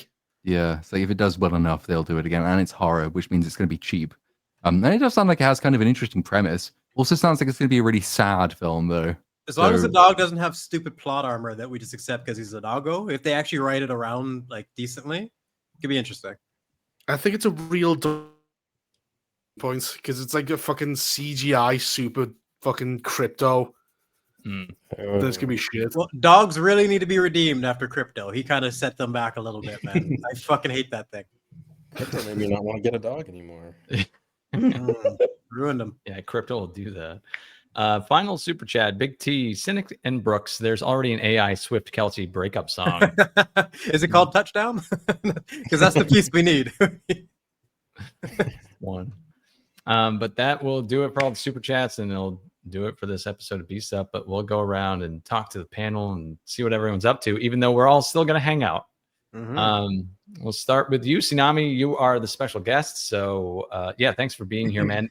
This Ceenami is proof that we can just allow people on. You just need to chat with one of us first to make sure you're cool, and then you can come on. We became more diverse of a panel too because you're in Sweden, you said, or Switzerland? I'm in Switzerland. There you go. So now we have more European diversity, and he's black. Yeah, but we Europeans, we hate each other. Yeah. But what are you up to, my friend, or where can we find you if we want to, if anyone wants to follow you? Yeah, so I mean, I'm up to a lot of things. So I have my music that I produce. You can check me out. Just Ceenami on YouTube, Spotify, Apple Music. You'll probably hear something that I've been involved in producing at some point, whether you know it or not. So just keep listening to music. I have an Airbnb. If you're in Florida and you want to stay somewhere that's really cool by the beach, you can go do that. There's links to all this stuff on my social media. But yeah, I'm around doing stuff, staying busy. Nice. And Mr. Brooks, what about you? What are you releasing? I'll give you a little teaser with the Wendy music video. I've been dedicating my life to breaking down Alien Earth. You only get to pick this once, but it's the dumbest show I've ever seen. It's the stupidest fucking show I've ever. It's in terms of wasted concepts, and I've made, I think, one of my best scene comparisons, shredding that stupid show in comparison to Aliens and how much just better constructed, and every aspect of that film is just superior. And at the same time, there was just so much to rip apart that I ended up making a Wendy music video that was just a lot of fun. Just basically a minute to explain how she's like the ultimate fucking Mary Sue. So either tomorrow or the next day, I'll have a scene comparison for Alien Earth, and then we'll move on from there. Nice. Probably more horror stuff because Halloween's coming up. Nice. Yeah. And Reaper, are you releasing more content soon? I don't know. Maybe. Alien Earth was so bad it brought you back. Yeah, you actually released a video. Yeah. I was going to Poland, and then the problem is I got carried away with that. Like the numbers and how it doesn't make sense. You'd put the shower beneath the ovens and then have to carry the bodies upstairs, and that was just me. And then you make her a shower to disguise it, yet you need prisoners to carry the bodies to go upstairs, which makes anyway. That was Auschwitz. I got carried away. I've got a number sheet as well, but they're mad. But yeah, I might finish Alien Earth. Oh, you're not even finished it. Have you gotten to episode 7 yet? No, I mean I'll finish putting out the reviews. Okay. I was just saying. I got carried away, disproving 1 million people in one camp could. The numbers 3 to 4 people per oven, 15 minutes. A regular oven nowadays requires 3 hours to fully crisp a body.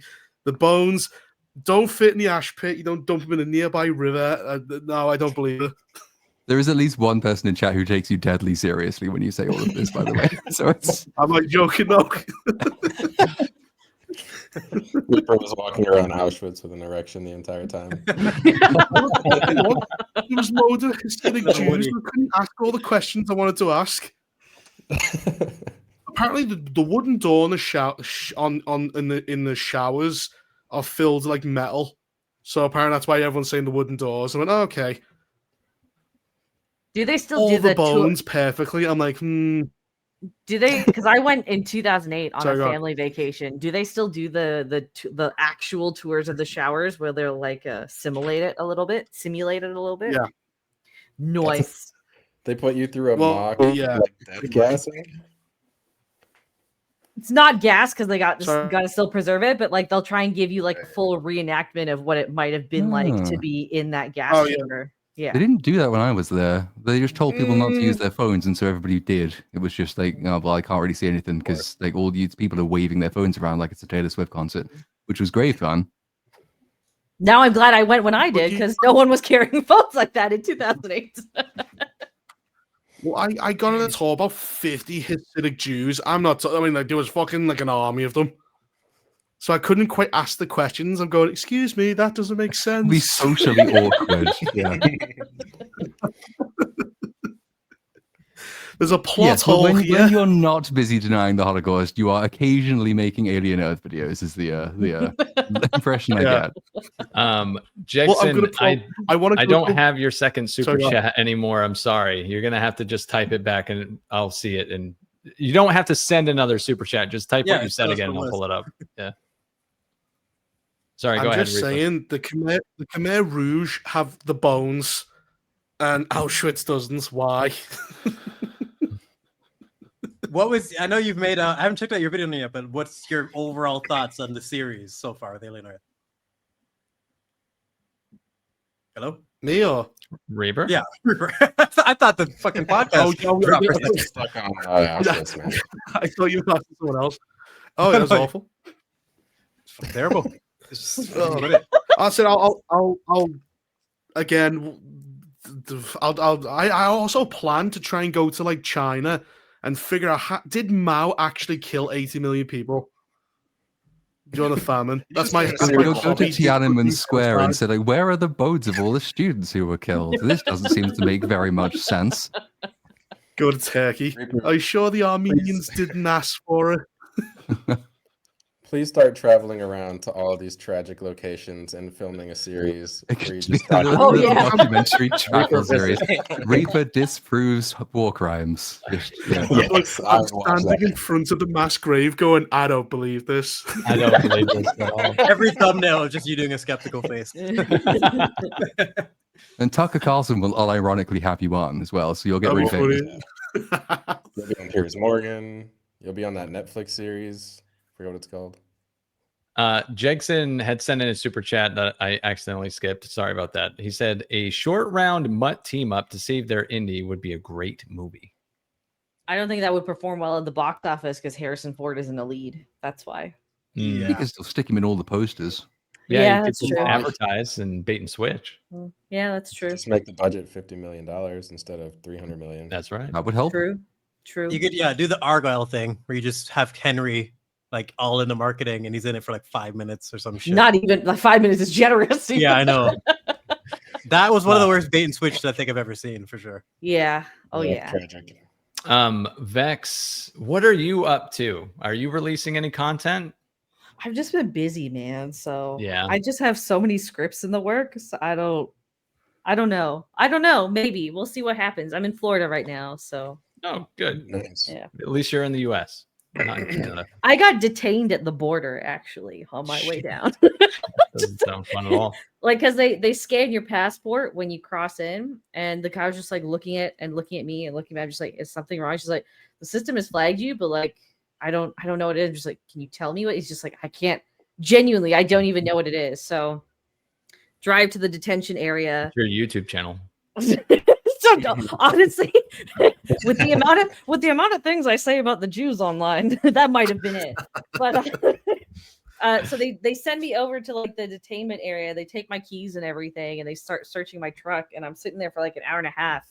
And finally, an agent like pulls me out, just like, so like, how often are you here? I'm just like, oh, like I come, every like couple months. I'm here for a while because I'm still waiting on the visa. And he was just like, yeah, like the system just flagged you because you come so regularly, but as long as you keep doing what you're doing and like patting them out or whatever, you'll be fine. So, damn. Well, yeah, just do what you do until you're a permanent resident. Exactly. Yeah. Do you always get sent searched? you to Mexico though? Pardon? I was saying, do you always get stopped and searched? No, that's the first time I've been stopped and searched at the border. Every time I'm on a plane, they always check me for drugs. See, it's a strange because I've met brown people that are just like, oh, well, I never traveled to the US anymore because they always search me. And I'm like, they never search me. And I'm browner than all of the people I talk to. So, yeah, like this is the first time ever I've actually been stopped. And they didn't even search my body. They just searched the truck. Oh, they keep trying to reach in my cock and I'm sick of it. You have to Groping remember me, that, man. you freaks. Fuck. Oh, it's the back of the hand. I don't care if it's the back of the hand. It's brushing my tap. balls. They gave you the tap, and I think it's fine that they're slapping your dick because of the back of their head. Platoon, what about you? Are you releasing another video soon? Probably not. No. All right. I have nothing in the works for the first time ever. So I don't know. Like the Incredible section will be spun out probably for a second channel upload in the next couple of days. But after that, I do not know. No clue what comes next. I would love to see you tackle Alien Earth, to be honest, because I think it is still pissing me off. Yeah, I want to see everyone discuss. It's one of the times where I want everyone's opinion on this.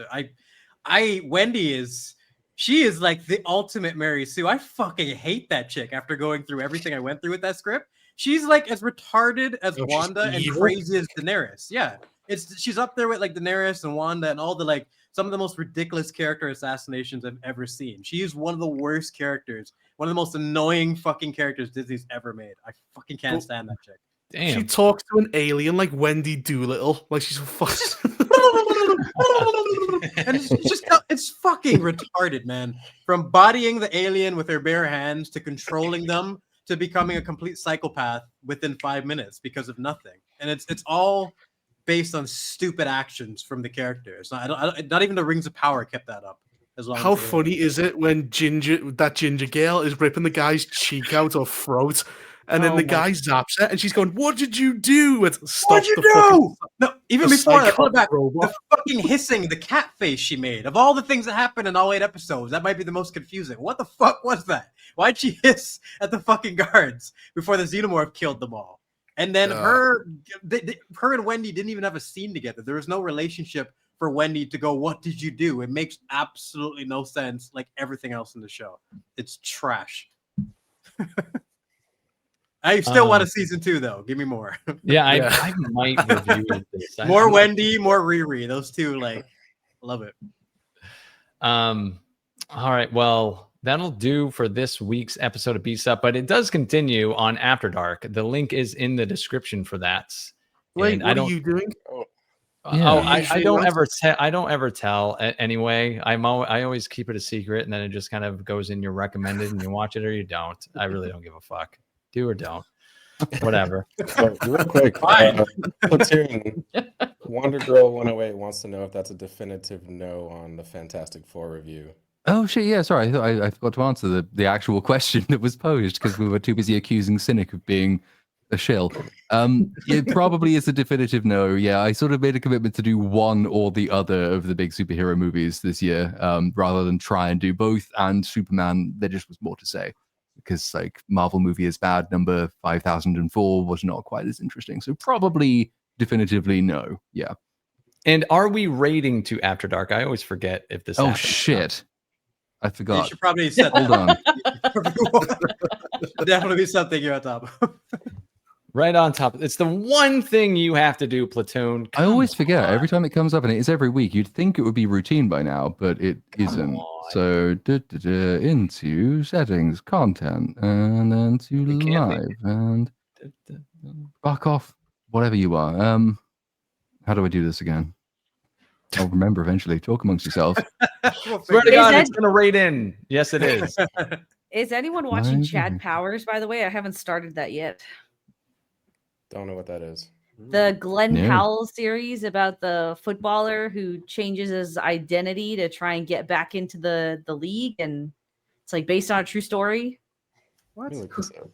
No? Nope. No. Mm. All right. I was gonna wait for a few more episodes to come out before I started watching it, so I was just curious. All I know is Kenny Powers. How many episodes are they into the monster series, the Ed Gein one? Oh, it's all out. They dropped it all All in out? one go. Yeah, Yeah. there's 8 episodes altogether, and it's oh god, it's a slog. It's Hmm. really a slog. Platoon, I'll let I'm you gonna take check out this the out first because The I'm gonna. redirect thing is now ostensibly set up, so it won't Oh. work, but it should work. But if not, drop the link in chat as well, just in case. And then Yeah, I'll I do guess that. we can head off. Yeah. I will let you take us out of here, and I'm dropping the link in the chat right now, but it's also in the description, so there should be 3 ways to get there. So we Yeah. should be all set. Cool. We'll see you over there. Goodbye. there. Bye. Fuck you.